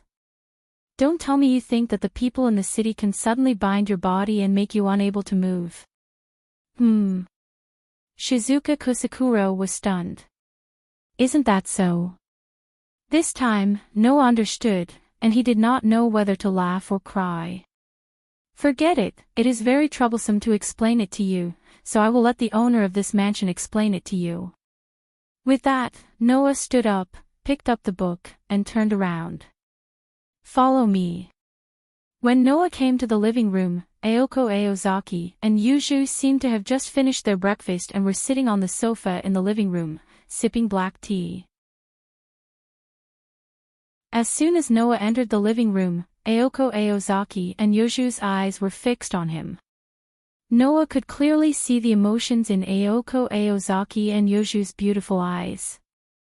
Aoko Aozaki's eyes first had a touch of shame, and then it was all replaced by anger. Yuju was indifferent, and there was only indifference from beginning to end. Being stared at by those resentful and indifferent eyes, even Noah couldn't help but rub his nose uncomfortably and look away awkwardly. So what if she was a magician? Being forcefully kissed by the opposite sex, except for those magicians who were really mentally and morally abnormal, as long as she was a woman, she would care, right? Although in his heart he told himself that it was only detoxification, Noah could not remain calm and immediately wanted to turn around and run. Fortunately, Noah's face was not that thin. Under the gaze of the two girls, he shrugged and asked as if nothing had happened. Your magic power should have recovered, right? Hearing this, Yoshu's eyes became even colder, and Ayako Aozaki's eyes twitched. After taking a deep breath, she revealed a sweet smile. You still dare to ask? In other words, in your hearts, you are still unsatisfied. Noah pretended to be helpless and said, before that, I asked you if you really wanted to recover. I also told you not to regret it. Anyway, you didn't want to fall in love. Instead of being an old virgin for the rest of your life, why don't you let me, your temporary cohabitant, take advantage of you? This time, not to mention Ayako Aozaki, even Yoshu's eyes showed a trace of anger. Of course, the two girls did not know that Noah himself was deliberately making fun of them to hide his inner feelings. After all, that was the first kiss in Noah's memory, wasn't it? Facing Ayako Aozaki and Yoshu's murderous gaze, Noah's face was calm. In addition, even if you have any thoughts now, you should wait until later. Now, it's not too late to solve the problem in front of you. After saying this, Noah turned around. Behind Noah, outside the living room, Shizuchi Kusanagi and Yushu entered the vision of Ayako Aozaki and Yushu. Seeing Shizuchi Kusanagi standing outside the door, Ayako Aozaki and Yushu were stunned for a moment. After they reacted, their expressions suddenly became serious. Chapter 323. In the living room, an oppressive silence began to fill the air. Ouchie! On the other hand, Shizuka Kusajikuro seemed to have just noticed Ayako and greeted her. Why are you here? Looking at Shizuikiro's sincere and honest smile, Ouchie Ayako really wanted to ask him what his brain was made of. Undoubtedly, he ran away in front of everyone last night, but now he acted as if nothing had happened. Ouchie Ayako really couldn't guess what Shizuikiro was thinking. At this time, Yushu directly got up from the sofa and didn't pay attention to Shizuikiro. Instead, she stared at Noah. In her dark eyes, there was a strong fluctuation that even when Noah kissed her. In the next moment, Yushu's slightly angry and low voice faintly sounded. Why did you bring people into my house without permission? Hearing this sentence, Shizuka Kusajikuro was completely confused, while Ayako Aozaki cast the same questioning gaze at Noah.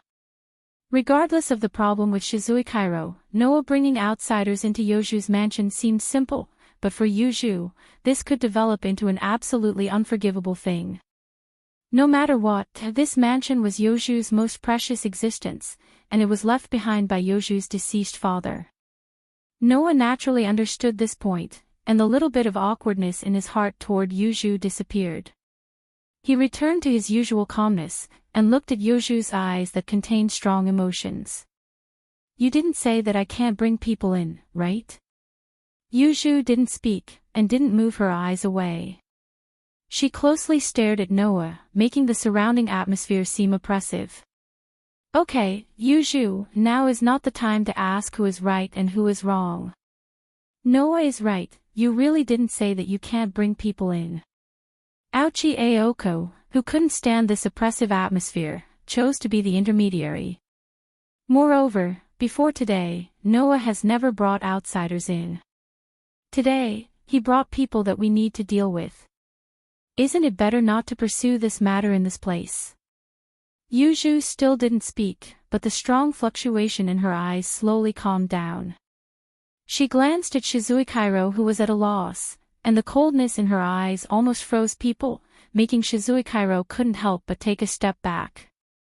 It seemed that Yoju's helplessness and anger toward Noah were all transferred to Shizuikairo.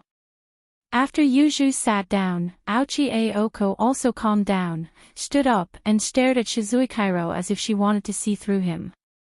That's good too. It saves me the trouble of finding you and getting rid of you. Find me. Shizuka Kusajikuro didn't seem to understand the meaning of Aoko's words, but he could feel the oppressive atmosphere from Aoko's body and the air around her that made it hard for him to breathe. Things were a bit bad. As you can see, Shizuikairo. On the side, Noah made his calm voice at the right time. The two people here want to kill you. Kill. Shizuikairo finally understood what was wrong, and he stepped back again and again. Compared to Shizuikairo, Aochi Aoko seemed to want to step forward step by step, and the momentum on her body and the expression on her face became more and more intense.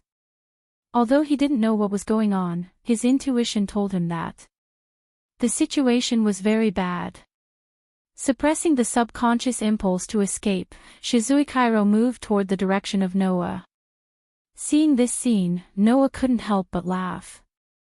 Aoko Aozaki even stopped and looked straight at Shizuka Kusanagi. You don't want to escape? Shizuikairo shook his head and said so. I want to escape, but I don't think I can escape from you. Is that so? Aochi Aoko smiled happily, but there was no smile in her eyes. You mean you want to die? I don't want to die yet. Shizuikairo said in a very sincere tone. So, I can only listen to Noah and let him protect me. Noah. Protect you. Aochi Aoko looked at Noah, and when she found that Noah didn't refute, her face sank. Sitting on the sofa, Yuju, who originally wanted to stay out of this, raised her head and looked at Noah. You want to protect him? At least, I don't want him to die. Noah's expression didn't change, and he said indifferently. Don't apply your magician's rules to me. I'm not a magician. Didn't you already learn magic? Then you can be considered a magician, right? Aochi Aoko's expression gradually became unfriendly. Do you want to attract the Magic Association's crusade? The essence of magic was to hide, and any magician had to hide the mystery of magic. If this sentence was originally a duty, then the existence of the Magic Association turned this duty into a real law. If any magician exposed the mystery of magic and didn't deal with the aftermath, then for the sake of the entire magician community, the Magic Association would definitely send people to suppress them. At least, on the surface, the Magic Association made this rule. And previously, it was said that the more people knew about magic, the less mysterious it would become. Therefore, even if the Magic Association was excluded, for the sake of the inheritance of magic, as a magician, Aochi Aoko and Yuju wouldn't allow Noah to protect Shizuikairo. Unless, Noah wanted to start a war with Aochi Aoko and Yuju. I said, I'm not a magician, at least I won't become the kind of magician you want me to be. Noah's dark eyes swept across Aochi Aoko and Yuju. If the Magic Association crusade against me, then I will treat it as an enemy and eliminate it. Aochi Aoko and Yuju's expression showed a trace of shock for a moment. Eliminate. Eliminate the Magic Association. Does this mean that he wants to become an enemy of all magicians in the world of magicians? Is this person stupid? Are you serious? Aochi Aoko pointed at Shizuikairo with a face full of disbelief. You want to become an enemy of all magicians for this irrelevant guy? I only do what I like. Noah curled his lips and smiled. It has nothing to do with benefits, it's just a good or bad mood. Anyway, I don't hate Shizuikairo classmate, so it's not a big deal to help her. Aochi Aoko was speechless, and Yuju, who had been watching Noah, also had a dark look in her eyes. So, you want to become an enemy of us for this guy? Not to that extent. Noah crossed his arms, first looked at Aochi Aoko, then at Yuju. I remember that there is a library in the mansion, right? Yuju's beautiful eyebrows slowly tightened. What do you want to do? Aren't you worried that the existence of magic will be leaked from this guy's mouth? Noah turned his head and looked at Shizuka Kusakajuro, who was at a loss for words, and sighed. Then, if I erase all his memories from last night until today, then there should be no problem, right? Erase his memories. Aochi Aoko and Yuju suddenly looked at each other and pondered. Shizuikairo also looked at Noah with some surprise, but in exchange, he only got a glare from Noah. If you don't erase his memories, he will die, and I can't protect you forever. Shizuikairo classmate, I believe that you know which choice is better. This time, Shizuikairo obediently closed his mouth and didn't say anything. I've been learning runa recently, and I've already learned all the basic runa in the president's study. Noah looked at Yuju. There should be more advanced runa in the library, right?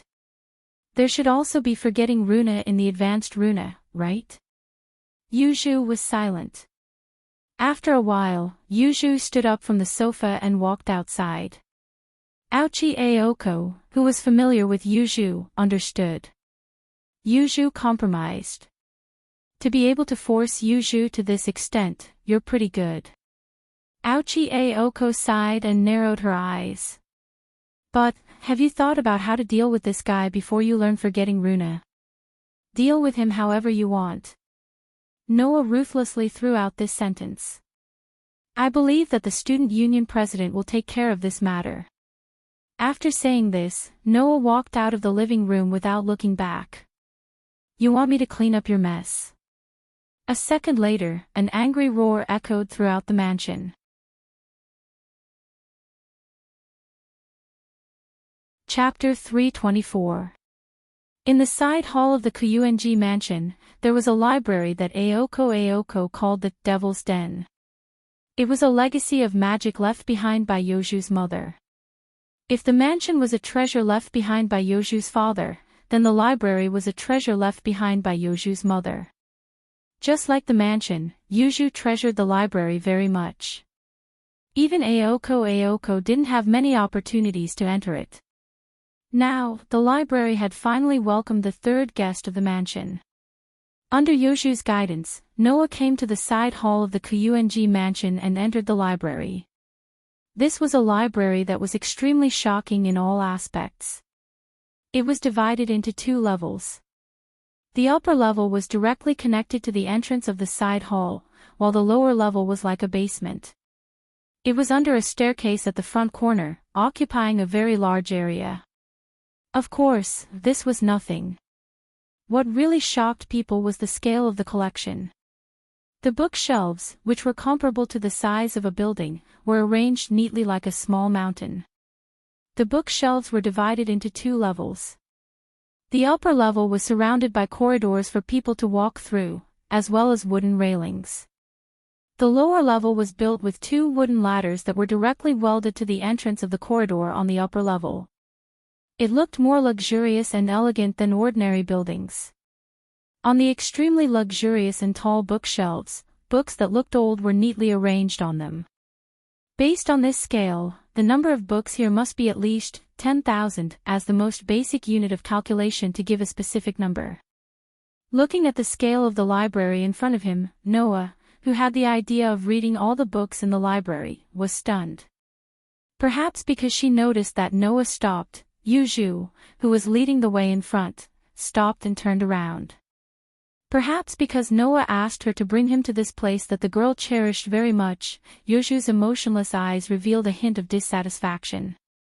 Unfortunately, Noah was already shocked by the number of books in front of him and didn't notice it at all. All the books here recorded magic. Seeing the shock and admiration in Noah's eyes, the dissatisfaction in Yuju's heart gradually dissipated. She was like a child whose favorite toy was praised and envied. Less than 10% of the books recorded magic. Yuju said faintly. The rest of the books recorded magic theories and related knowledge of the magic world. That's still very impressive. Noah sighed from the bottom of his heart. I thought my family's library was big enough. This place is not bad. Your family? Yu Zhu looked at him inquisitively. Your family also has a library? Yes. Noah couldn't help but recall the huge library in the guild and smiled bitterly. So, I only went there once when I was a child. Yu Zhu nodded silently, turned into a bookshelf, leaving such a sentence. There are a lot of books that record Rooney's magic here, but I can't remember where they are. You can find them yourself. After saying that, Yu Zhu disappeared from the other end of the bookshelf, leaving Noah behind and disappearing without a trace.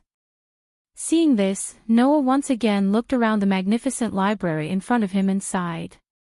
It seems that it is impossible for me to read all the books here. Even if I only read about magic, it would be difficult. However, if he thought about it carefully, it wasn't strange. Magic has been passed down in this world for who knows how many years. There are rare magic left over from ancient times. There were extinct magic spells that were found in famous ruins. There were secret magic spells inherited from outstanding magicians. There are traditional magic that has been guiding magicians since ancient times. The number of these magic tricks is as endless as human knowledge. It can't be counted with numbers. Therefore, it was not surprising that the number of magic spells recorded in this library was frighteningly high. Noah believed that in the headquarters of the Magic Association, there must be an even more amazing library with a larger collection of books. If Noah wanted to read all the magic tricks in this world, it was absolutely impossible. No wonder Sir Guild Leader called this place the Demon's Den, Noah muttered helplessly. Be realistic. Just remember some useful magic tricks. Although he said so, Noah still had a little ambition. Even if he couldn't read all the magic books here, at least, he had to read all the books on magic.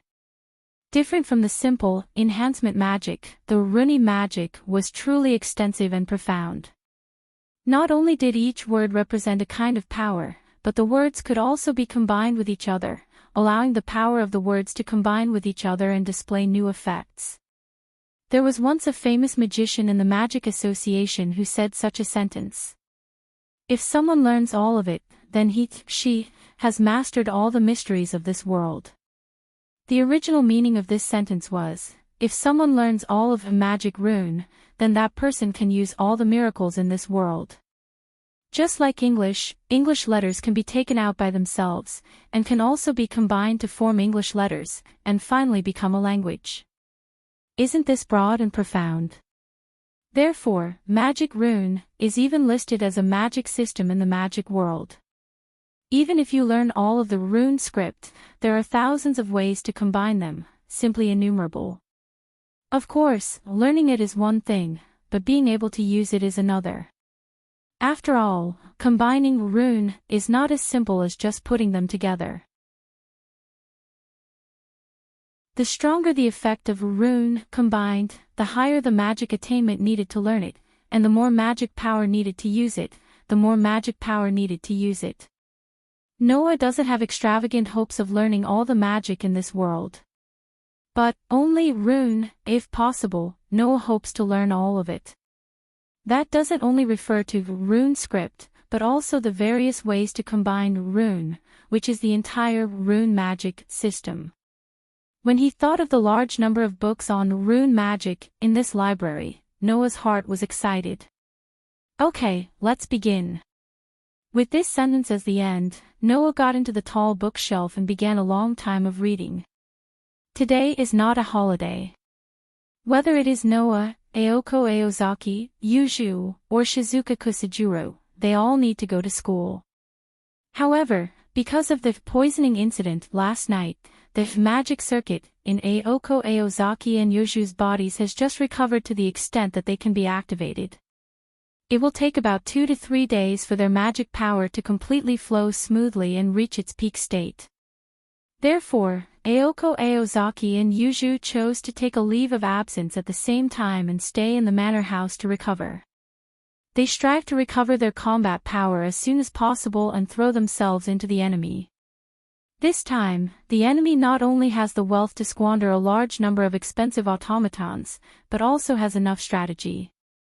Otherwise, they wouldn't have tricked Noah and the others and poisoned Aoko Aozaki and Yuju. In addition, there is the existence of a fantasy breed behind the enemy, so Aoko Aozaki and Yuju dare not be careless. Not only did they take a leave of absence to recover their magic power, but they also asked Noah to take a leave of absence. The Kyuenji residence is the end of the spirit vein in Sanyo City, so it can bring a lot of support to Aoko Aozaki and Yuju. Therefore, generally speaking, the enemy should not be able to break into such a base camp that can increase the manager's power. However, the enemy this time is different from the previous third-rate magicians. It is unknown if they will plot some tricks, but it is very likely that they will break into the manor house and choose to kill Aoko Aozaki and Yuju. Given Aoko Aozaki and Yuju's current state, even with the increase, there is no guarantee that they can defeat the enemy. It is more likely that they will be killed. In this way, Noah's guard is necessary. Noah's mission was originally only to deal with fantasy breeds, and protecting the two girls is not included in it. However, Yuju used the library as a reason to ask Noah to protect them, so Noah has no excuse to refuse. It was not until evening that Noah, who had read until now, returned to the living room of the manor house. However, when Noah returned to the living room, he saw Aoko Aozaki and Shizuka Kusakajuru, who are fiercely arguing about something. He was stunned on the spot. Chapter 325. In the brightly lit living room, Aoko and Shizuka Kusanagi were facing each other across the table.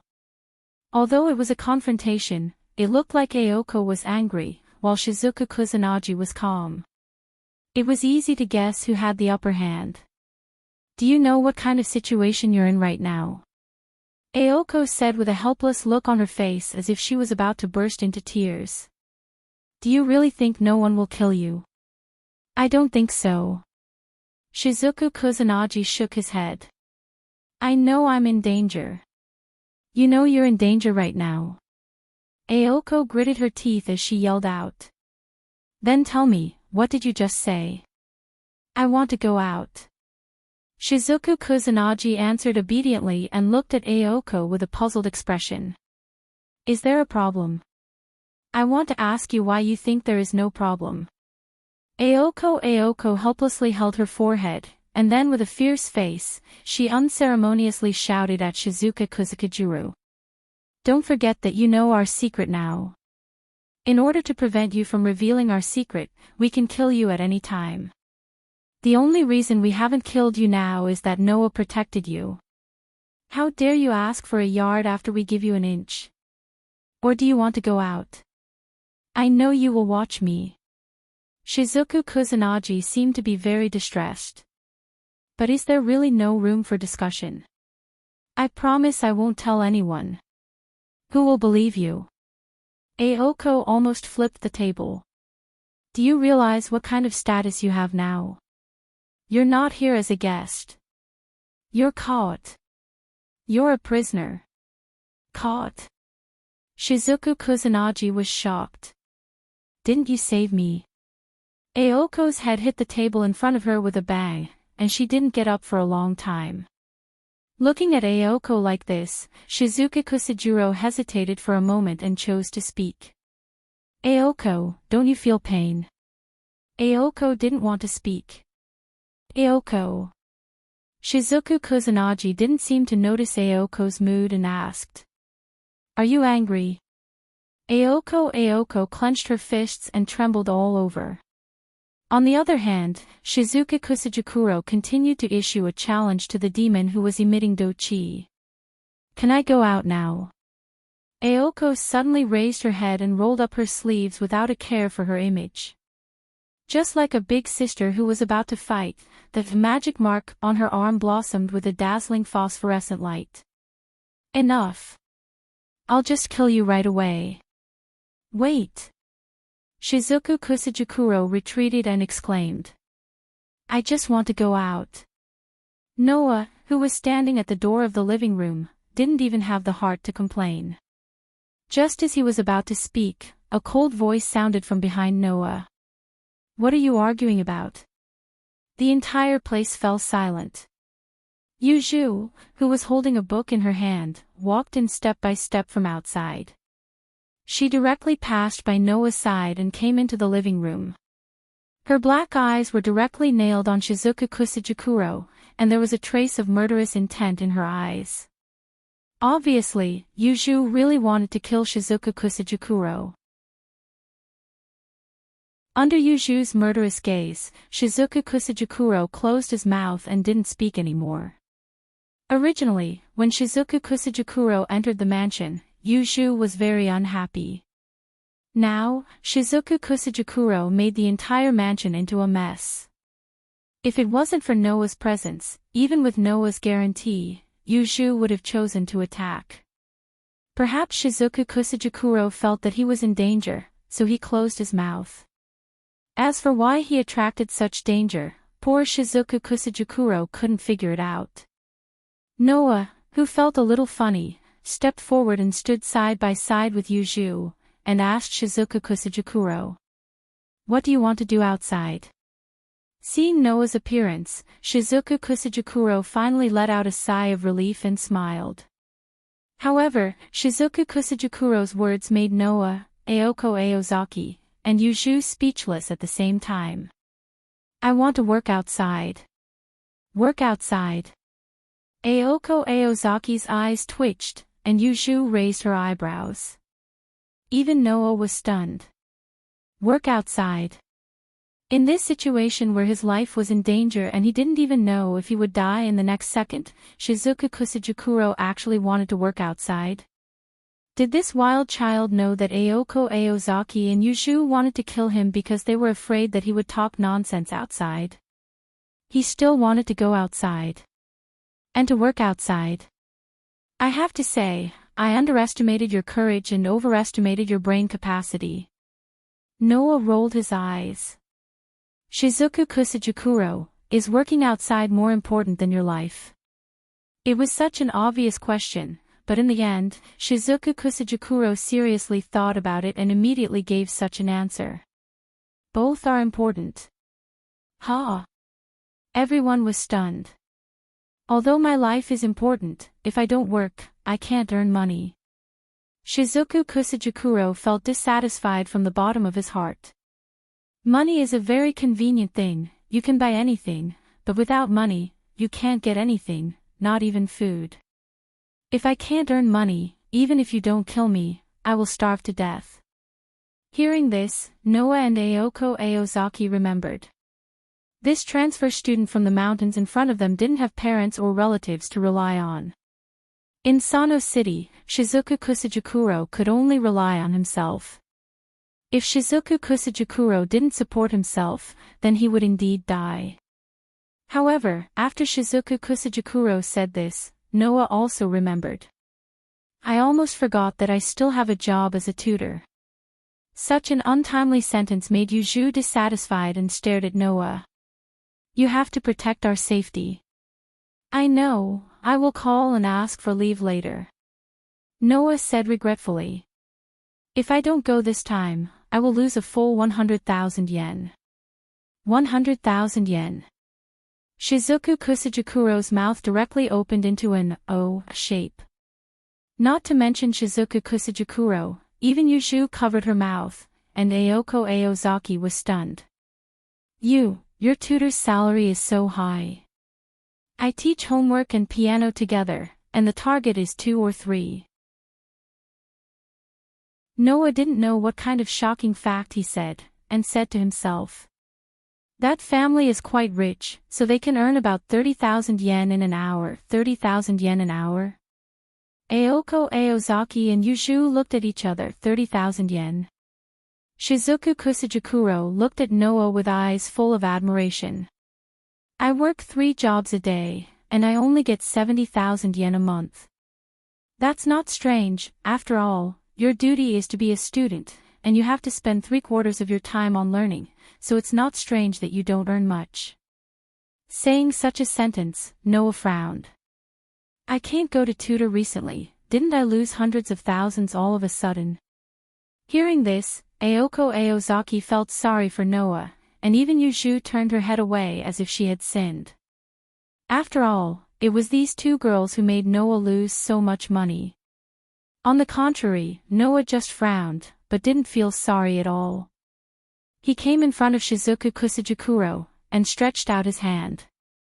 Under the limited state, a little bit of magical power was released, and gathered in Noah's finger, making Noah's finger emit light.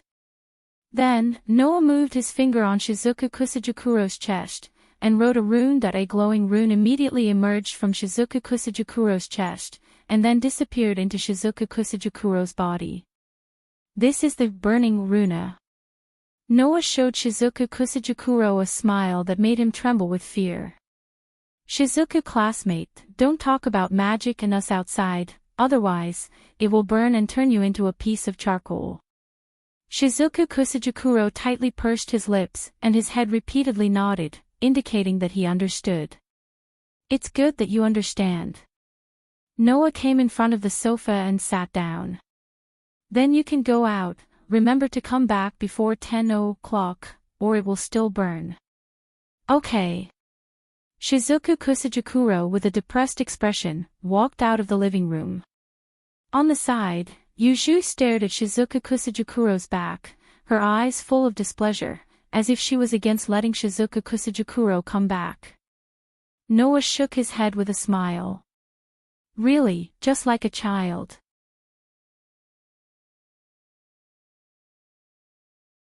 Chapter 326. Not long after Shizuoka Kusanagi left the living room, the sound of the door opening and closing could be heard from the front entrance. After Shizuoka Kusanagi left the mansion, Yuju retracted her gaze from outside the living room and turned around. Her eyes were still full of dissatisfaction. Do you want him to stay here until you learn how to forget like nuns? Along with this sentence was Yuju's resistance that everyone could feel. Looking at the cold light flashing in Yuju's dark eyes, Noah knew that if Shizuoka Kusanagi really came back to the mansion and stayed here, Yuju would definitely go crazy. Even if she started a war with Noah, Yuju would still go crazy. Because this was Yuju's bottom line. I also object to letting that guy stay here. As a temporary cohabitant, Aoko strongly expressed her own opinion. I'm afraid I won't be able to live with that kind of guy. Without a doubt, both cohabitants insisted on not letting Shizuoka Kusanagi stay in the mansion. In any case, you've planted a burning nun in that guy's body that will activate when the conditions are met. Let him leave this place. If Aoko's previous speech was based on her personal feelings, then her current speech was based on her thoughts on the overall situation. We still need to deal with external enemies, and the enemy could break into the mansion at any time. Let that guy stay here, let's not talk about whether Yuju will agree or not. Do we still need to protect him when facing the enemy? Yuju didn't say anything, but everyone knew what Yuju was thinking. Seeing this, Noah slightly sighed. I say, after witnessing the enemy's resourcefulness this time, don't tell me you really didn't consider anything. Aoko and Yuju were both stunned. Don't forget, last night, Shizuoka Kusanagi directly ignored Yuju's barrier and broke into the mansion. Noah suddenly said. At first, I thought that Shizuoka Kusanagi was used by the magician behind the scenes to lure Aoko away. But after that, I thought, is it possible that Shizuoka Kusanagi knew the whole truth from the beginning? After hearing Noah's words, Aoko and Yuju both woke up. The dissatisfaction in Yuju's eyes disappeared and was replaced by a solemn expression. You mean Shizuoka Kusanagi is very likely to cooperate with the foreign magician to plot against us, instead of being used? I can only say that this possibility can't be ruled out. Noah shrugged. Thus, I protected him and allowed him to stay here not only because I felt that this guy was innocent and wanted to help him, but also because I felt that this guy had been putting on an act the entire time. I wanted to control him here and observe him while I was at it. Really? Ayako Aozaki asked doubtfully. Can that guy really do such a thing? Shizuoka Kusanagi looked like a fool. No one would think that he was a scheming person. I also think that he's just being used, but you can't judge a book by its cover. Maybe we're still in the enemy's trap. Noah sneered. After what happened last night, I don't want to be tricked again. Ayako and Yuju both nodded and agreed with Noah's idea. Then it's better to just kill him. Yuju took the opportunity to make a suggestion. Not only is he a witness to the magic, but he could also be the enemy's companion. We should kill him. He's just an ordinary person, even if he's a collaborator, how important can he be? Noah shook his head and said.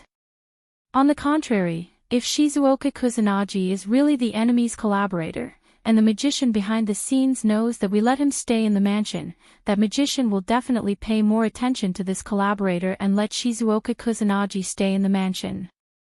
Then, we can turn the tables and use him. After saying that, Noah looked at Yuju. He didn't know if it was because he had intimate contact with Yuju, but his tone became gentler. He was no longer as strong as before, and he spoke as if he was coaxing Yuju. I know that you value the mansion, but this is a special time. Just bear with it, okay? Yuju's expression became a little uncertain. She didn't know how to respond to Noah's gentle tone. After a while, she turned her head away. I'll try my best. Only then did Noah smile with satisfaction. Humph. Ayako, who saw this scene, snorted inexplicably. She narrowed her eyes and looked at Noah. In other words, you've actually planned everything, right? You can say that. Noah spread his hands and said to Ayako. With Yoju's familiar here, and this is Yoju's territory, it's easy to monitor Shizuoka Kusanagi. As long as there's something wrong with him, we can make a plan. If there's no problem, I'll make him forget everything here and return to the world of ordinary people. Since you've already considered this, what about the foreign magicians? Ayako Aozaki asked with a serious expression. Have you also thought of a plan to deal with him? Noah exchanged glances with Ayako and Yuju. Under the gazes of the two girls, he nodded. There's a basic plan. Ayako Aochi and Yuju's spirits were shaken, and they became serious. As you said before, this foreign magician has already eliminated a fulcrum of the enchantment. In addition to the fulcrum from last night, 2 of the 5 fulcrum points of Sanyo City's enchantment have been eliminated. Now, there are only 3 left. Noah suddenly made such a suggestion.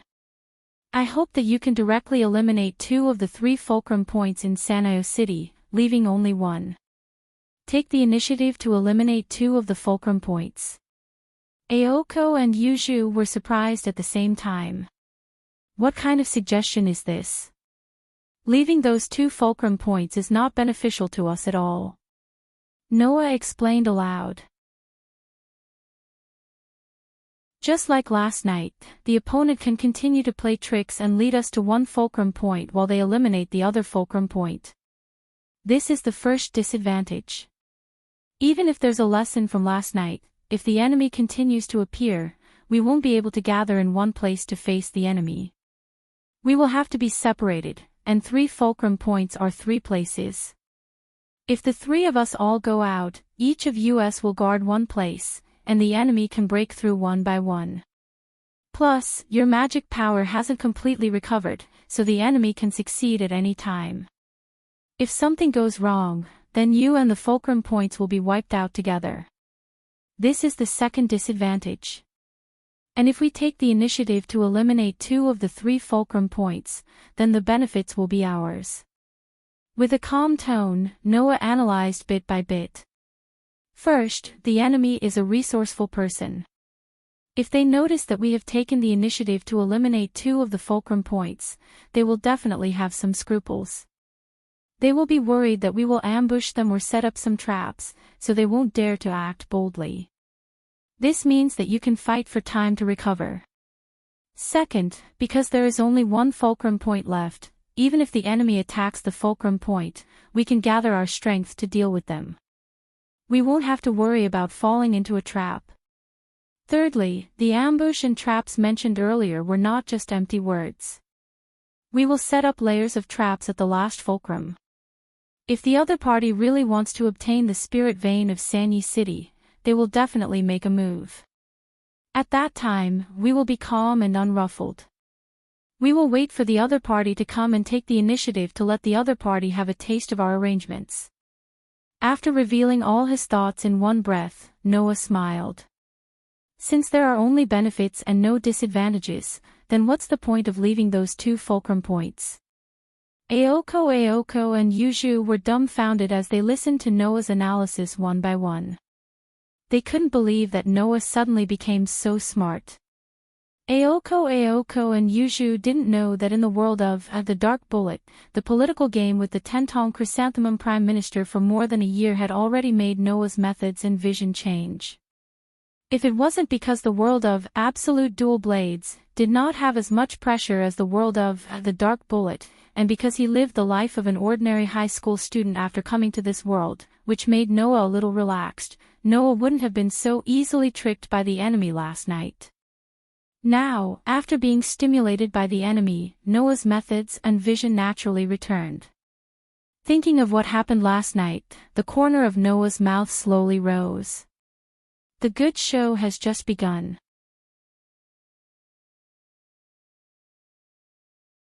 Chapter 327. No matter how fiercely the magicians in Sanyi City were fighting over the spirit vein, the surface world of Sanyi City was still as peaceful as before. However, those who had the identities of the outer and inner worlds would definitely be able to discover that 4 of the 5 fulcrum points of Sanliang City's spirit vein barrier had all disappeared. Yes. 4 of the 5 fulcrums had already been eliminated. In addition to the 2 fulcrums that were eliminated by the magician hiding in the dark, Aoko and Yuju worked through the night and eliminated 2 of the remaining 3 fulcrums of the spirit vein barrier. Evidently, after the previous discussion, Aoko and Yuju both adopted Noah's plan to deal with the enemy, even though they didn't say anything on the surface. This more or less made Noah feel gratified. What did this mean? It meant that Aoko and Yuju both believed in Noah. At least, after making a choice, the 2 girls chose to believe in Noah. After all, if Noah didn't stand on the same side as Aoko and Yuju in the end, eliminating 2 fulcrums was equivalent to helping the enemy destroy the spirit vein barrier of Sanyo City. The spirit vein barrier of Sanyo City was established by Aoko's grandfather, the former 5th magician. If one wanted to destroy the spirit vein barrier of Sanyo City, unless one's ability far surpassed Aoko's grandfather, it would take a long time to destroy it. Aoko and Yuju were the managers of the spirit vein in Sanyo City and had the right to control the spirit vein. If they wanted to eliminate the fulcrums of the spirit vein, it would take a lot of effort. Therefore, if they didn't choose to believe in Noah, Aoko and Yuju wouldn't have taken the initiative to eliminate the fulcrums of the spirit vein barrier. After Aoko and Yuju took the initiative to eliminate the fulcrums of the spirit vein barrier, the following period of time was indeed quite peaceful. Obviously, the magician hiding in the dark also felt that it was inconceivable that Aoko and Yuju would take the initiative to eliminate the fulcrums of the spirit vein barrier and didn't dare to act rashly. Currently, Aoko Aozaki and Yuju had already set up many traps at the last fulcrum of Sanyi City's spirit vein barrier. Yuju had even placed the 6-song chocolate at the last fulcrum and patrolled it every day. As long as the magician hiding in the dark left a trace on the last fulcrum, Noah and the others who were on standby in the mansion would immediately discover it. In other words, apart from using the spirit vein barrier to monitor the entire Sanyo City, the only thing left to do was to wait. During this period of time, Noah would go to the library of the Kuyunji mansion every day and find all the books related to strengthening magic and runi magic in the library, absorbing the magic knowledge of this world like a sponge. Aoko and Yuju also needed to monitor the movement of the spirit vein in Sanayo City and communicate with the person in charge of the Hitian church regularly, so they were a lot busier than Noah. It was worth mentioning that Shizuka Kusajikuro also moved into the Kuyunji mansion under various threats and promises. Yuju was dissatisfied with this, but because of Noah's previous advice and suggestions, she was no longer as resistant as before. However, she would send a messenger bird to monitor Shizuka Kusajikuro every day and didn't give Shizuka Kusajikuro any face. In the end, she didn't communicate with Shizuka Kusajikuro at all. Aoko didn't completely ignore Shizuka Kusajikuro because they were in the same school and she was the president of the student council, but the communication between them was also very limited. This situation would probably continue until Shizuka Kusajikuro was cleared of being in cahoots with a foreign magician. The poor Shizuka Kusajikuro didn't know that he was being monitored by a chirping messenger bird every day. He was also ignored by his roommates except for Noah. He maintained the 3 points of a manner, school, work, and lived a self-satisfied life. Noah thought that such a peaceful life before the storm would continue until the magician hiding in the dark appeared. However, one day after a week, such a peaceful life was broken by an unexpected guest. On this day, Noah went to Yoju's library as usual and studied the use of advanced runi magic in the library. Unlike other libraries, Yoju's library didn't have any smell of books, and the seemingly old books wouldn't decay with the passage of time. Such an environment was like the fairyland where witches lived in fairy tales. It looked simple and ordinary, but if one thought about it carefully, it would be incredible.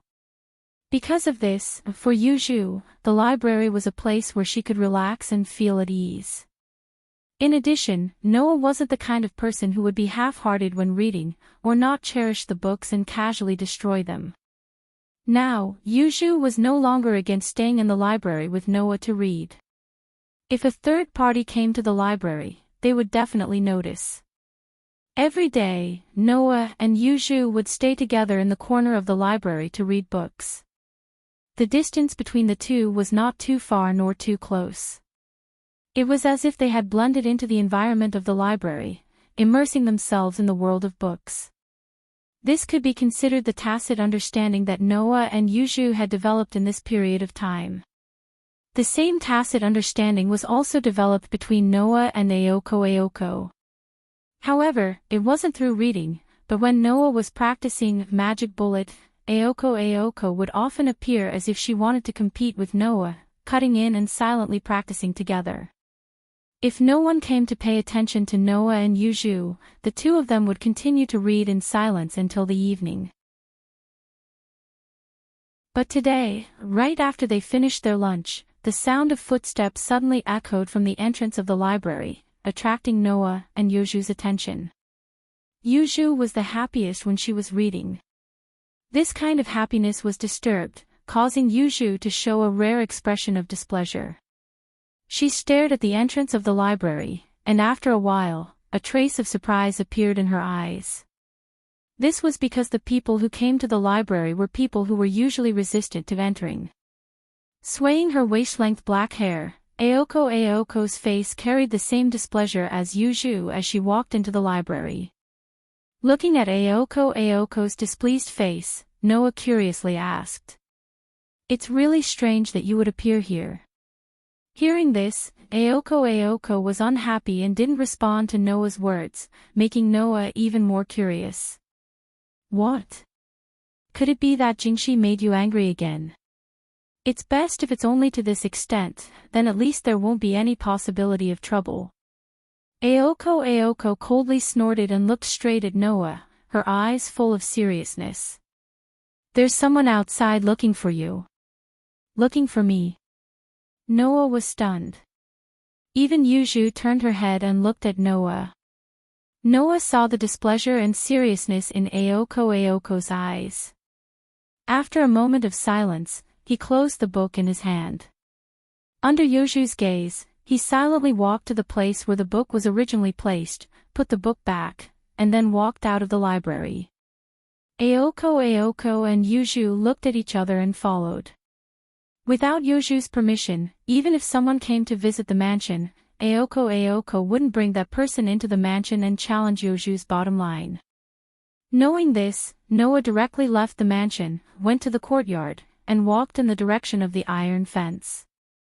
It wasn't until he walked out of the iron fence and came to the outside ramp that Noah saw a figure. A figure that made Noah frown. Not only Noah, but even Yuju, who came out with Aoko, was very surprised to see the visitor, and her expression became uncertain. It was not because of anything else. It was because the visitor's identity was very special. Since the first time we met, I had a premonition that we would meet again, but I didn't expect it to come so soon. A tall man wearing a priest's attire that resembled a black cloak stood at the bottom of the ramp. His voice was steady, and he exuded a dangerous aura that outsiders could not comprehend. He looked at Noah from afar, and the moment their eyes met, a smile that came from the bottom of his heart appeared on his face. "Do you want to come with me to find the lamb hidden in the city?"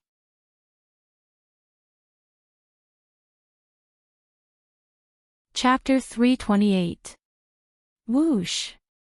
The cold winter wind seemed to have no regard for human feelings at all as it swept through the park that was rarely visited by people. The leaves fluttered up and down with the cold wind. The morning water droplets seemed to have been preserved until now. Under the attack of the cold wind, they dripped down little by little. There was not much shelter around the park. There was only a road that connected the front and back of the park. Of course, it would not weaken the cold wind. Therefore, even during the day, not many people would pass by here. It was quite desolate. Under such circumstances, two figures walked over from the other side of the road as if they were out of place and arrived at the park. This park was one of the fulcrums of Sanayo City's spiritual veins enchantment, which was set up by the magician hiding in the dark not long ago. After about 10 days, Noah came here again. The difference was that this time, it was not late at night. The people who came with Noah were not two beautiful girls. The fulcrums of Sanayo City's spiritual veins enchantment were not inside the park. It had been eliminated by Aoko Aozaki and Yuju. It was unknown whether when Binjiangli deliberately brought Noah here to mock Noah's mistake last time. In silence, they came to the inside of the park. Whoosh! The biting cold wind still attacked mercilessly, making the hem of Noah's coat and when Binjiangli's cloak move up and down in the wind. Looking around the park, Noah's indifferent voice sounded. "The so-called lamb hidden in the city you mentioned is here." Noah was still trying to figure out the purpose of when Binjiangli's sudden visit, claiming that it had nothing to do with them in front of Aoko Aozaki and Yuju, and bringing him out alone when the two girls were slightly unfriendly. However, Noah still came with Wen Binjiangli. Because intuition told Noah that Wen Binjiangli definitely knew a lot of things. It should be here, right? Undoubtedly, he was a priest. However, when Binjiangli used an inauspicious and pious tone to say such a sentence as if it had nothing to do with him. "If my memory serves me right, when I was asked to invite you out, this is the place the lost lamb mentioned. Requested." Noah's eyes flickered slightly. At this moment, an elegant, yet violent, yet very pleasant voice sounded from the other side of the park.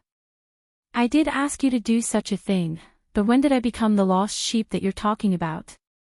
Pretentious bastard." Along with this voice, clear footsteps could be heard from the other side of the park. In the next moment, in the bleak cold wind, a slender but unusually tall and full figure entered Noah's field of vision. It was a lady with short reddish-brown hair, wearing a simple green coat but looking unusually noble. She had a scarf around her neck. She was like a star bathing in the light, exuding a strong sense of presence that could not be ignored. She had a strong and stern face as she gradually approached. Looking at that pretty face, Noah could not help but feel a sense of familiarity. It was as if he was facing an existence similar to that face every day.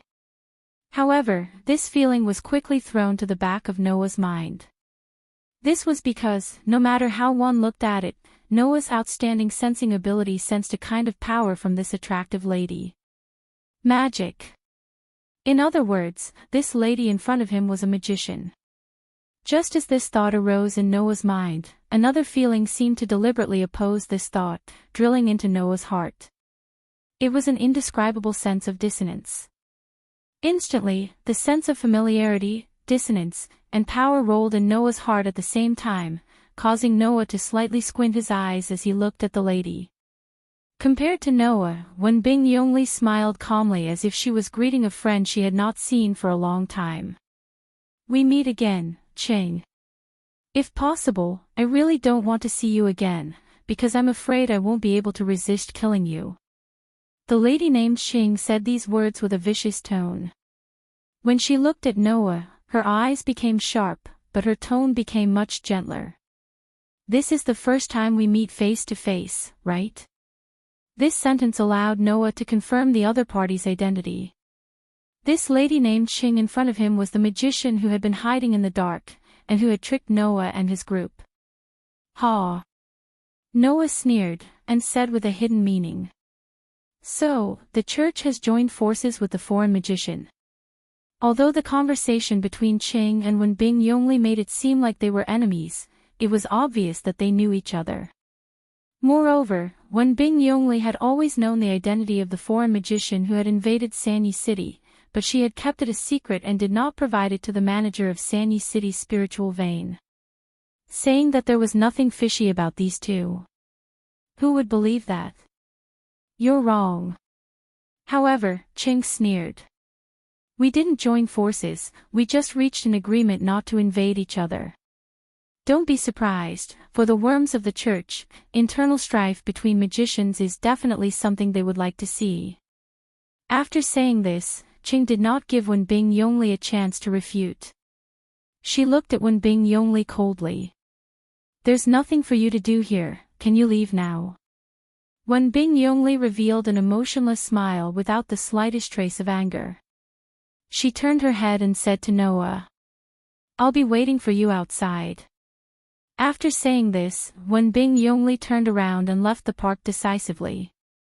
From the beginning to the end, Ching had been staring at Wenbing Yongli's back. Noah could clearly feel that Orange seemed to heave a sigh of relief after Wenbing Yongli left the park. "Don't mind him." Ching put one hand on her waist and tilted her head slightly, as if she was looking down at her opponent. She smiled sweetly.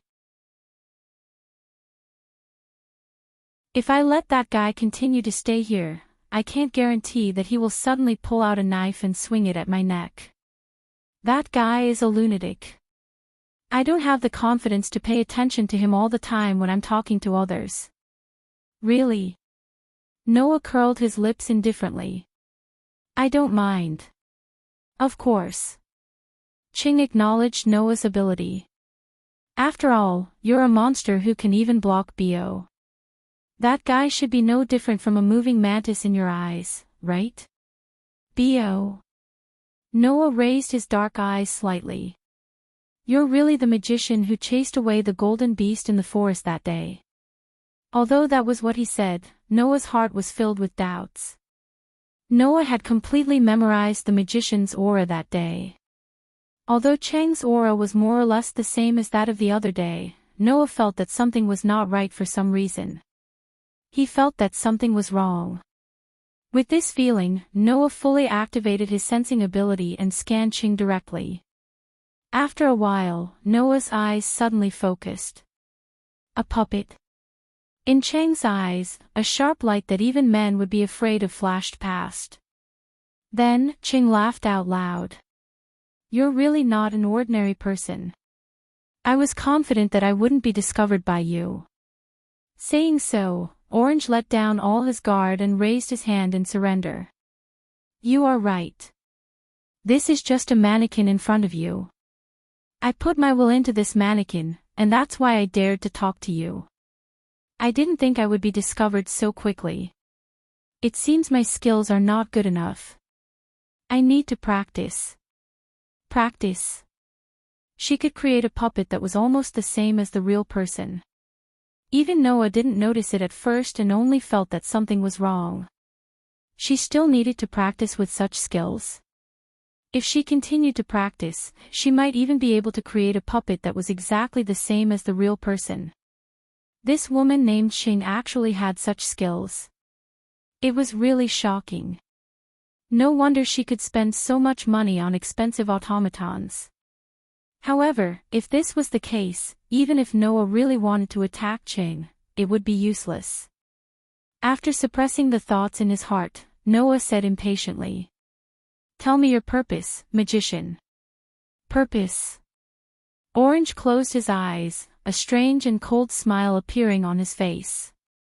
Speaking of which, there really is such a thing. As soon as he finished speaking, Orange opened his eyes and looked at Noah with a meaningful gaze. "You, who are you?"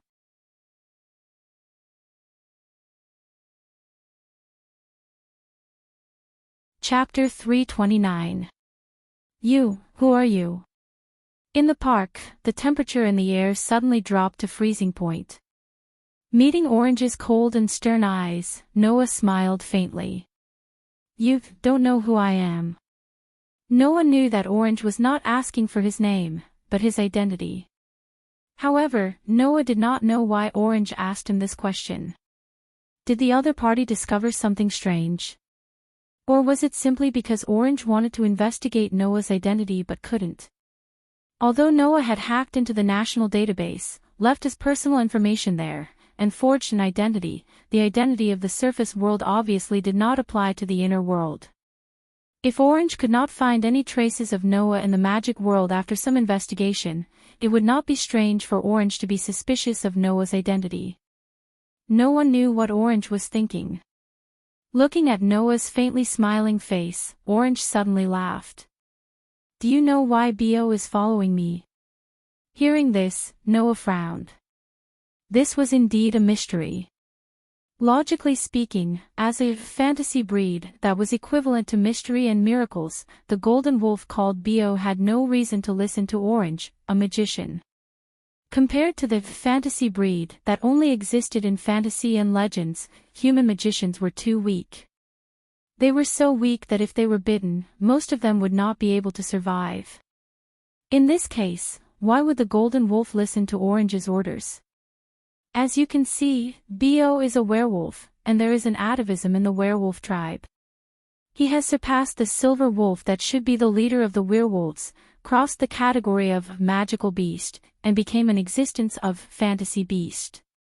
Orange seemed to be amused by something and let out an untimely and creepy laugh.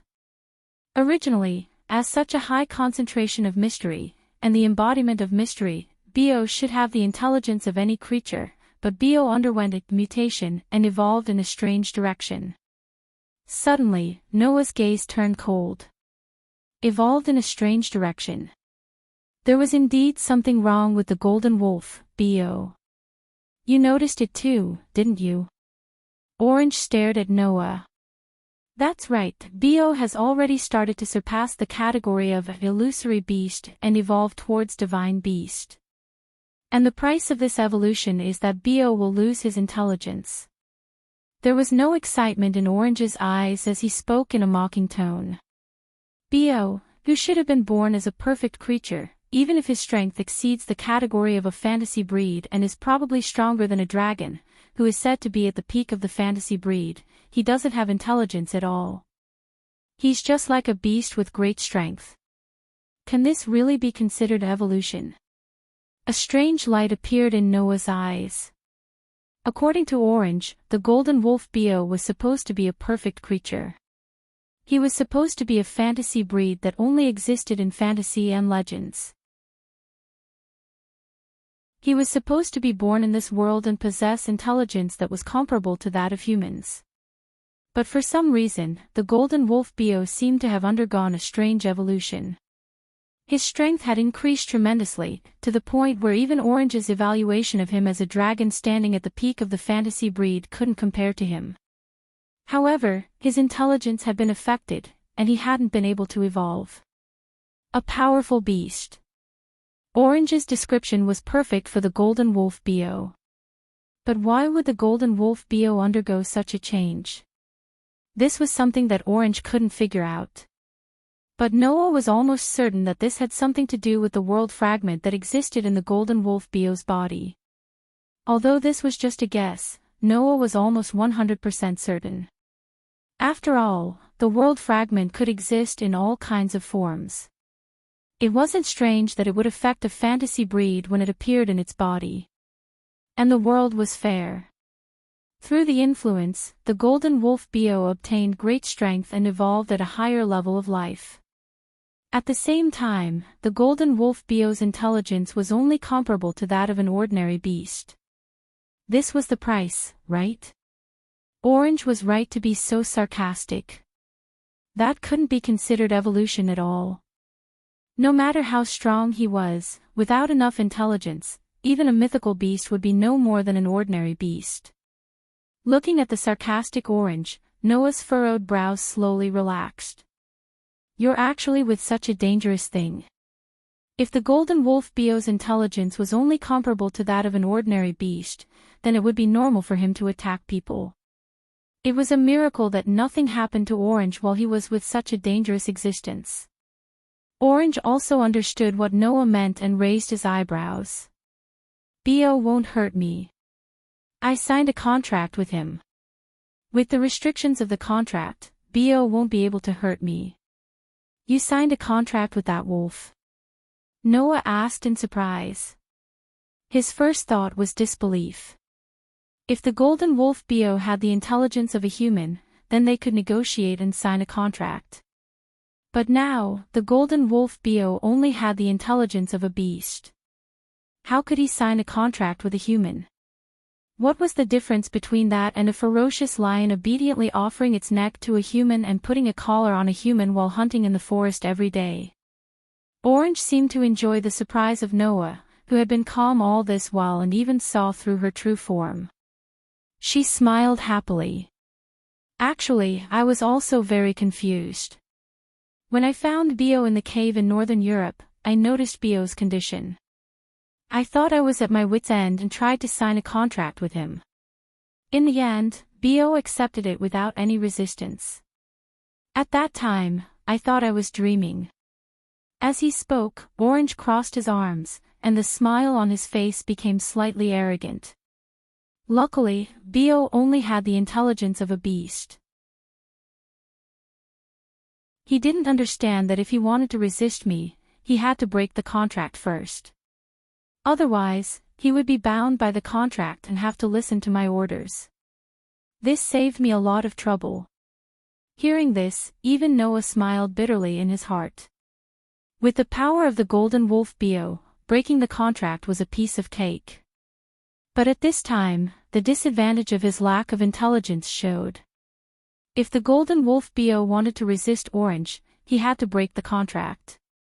But he just couldn't understand this point. Undoubtedly, he was a dog with sharp teeth that could bite off a collar on its neck. He was tied up, but he didn't know that he had to bite off the collar on his neck first. Instead, he foolishly wanted to rush out.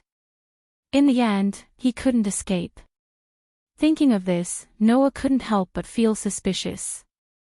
Why would the golden wolf Bio accept Orange's contract for no reason? Actually, Noah didn't know that this was also due to the influence of the world fragment. Just like the world fragments in Between Worlds, the world fragments also longed for Noah to fix them. This longing affected the golden wolf Bio, causing him to have the subconscious of looking for Noah. Orange definitely didn't know that the reason why the golden wolf Bio accepted the contract without any resistance was because of the world's guidance. Just like how Noah received a hint from the world about the location of the world fragment, the golden wolf Bio subconsciously wanted to find Noah. Because of the world fragment in his body, the moment he saw Orange, he had the world's hint that he could reach his goal by following this person. Therefore, the golden wolf Bio became Orange's familiar. Noah didn't know all of this. Orange didn't know either. The golden wolf Bio, who only had the intelligence of a wild beast, didn't know either. Of course, although Orange didn't know what was going on, she noticed that other than the strange direction of Bio's evolution, there was something strange about him. Do you know?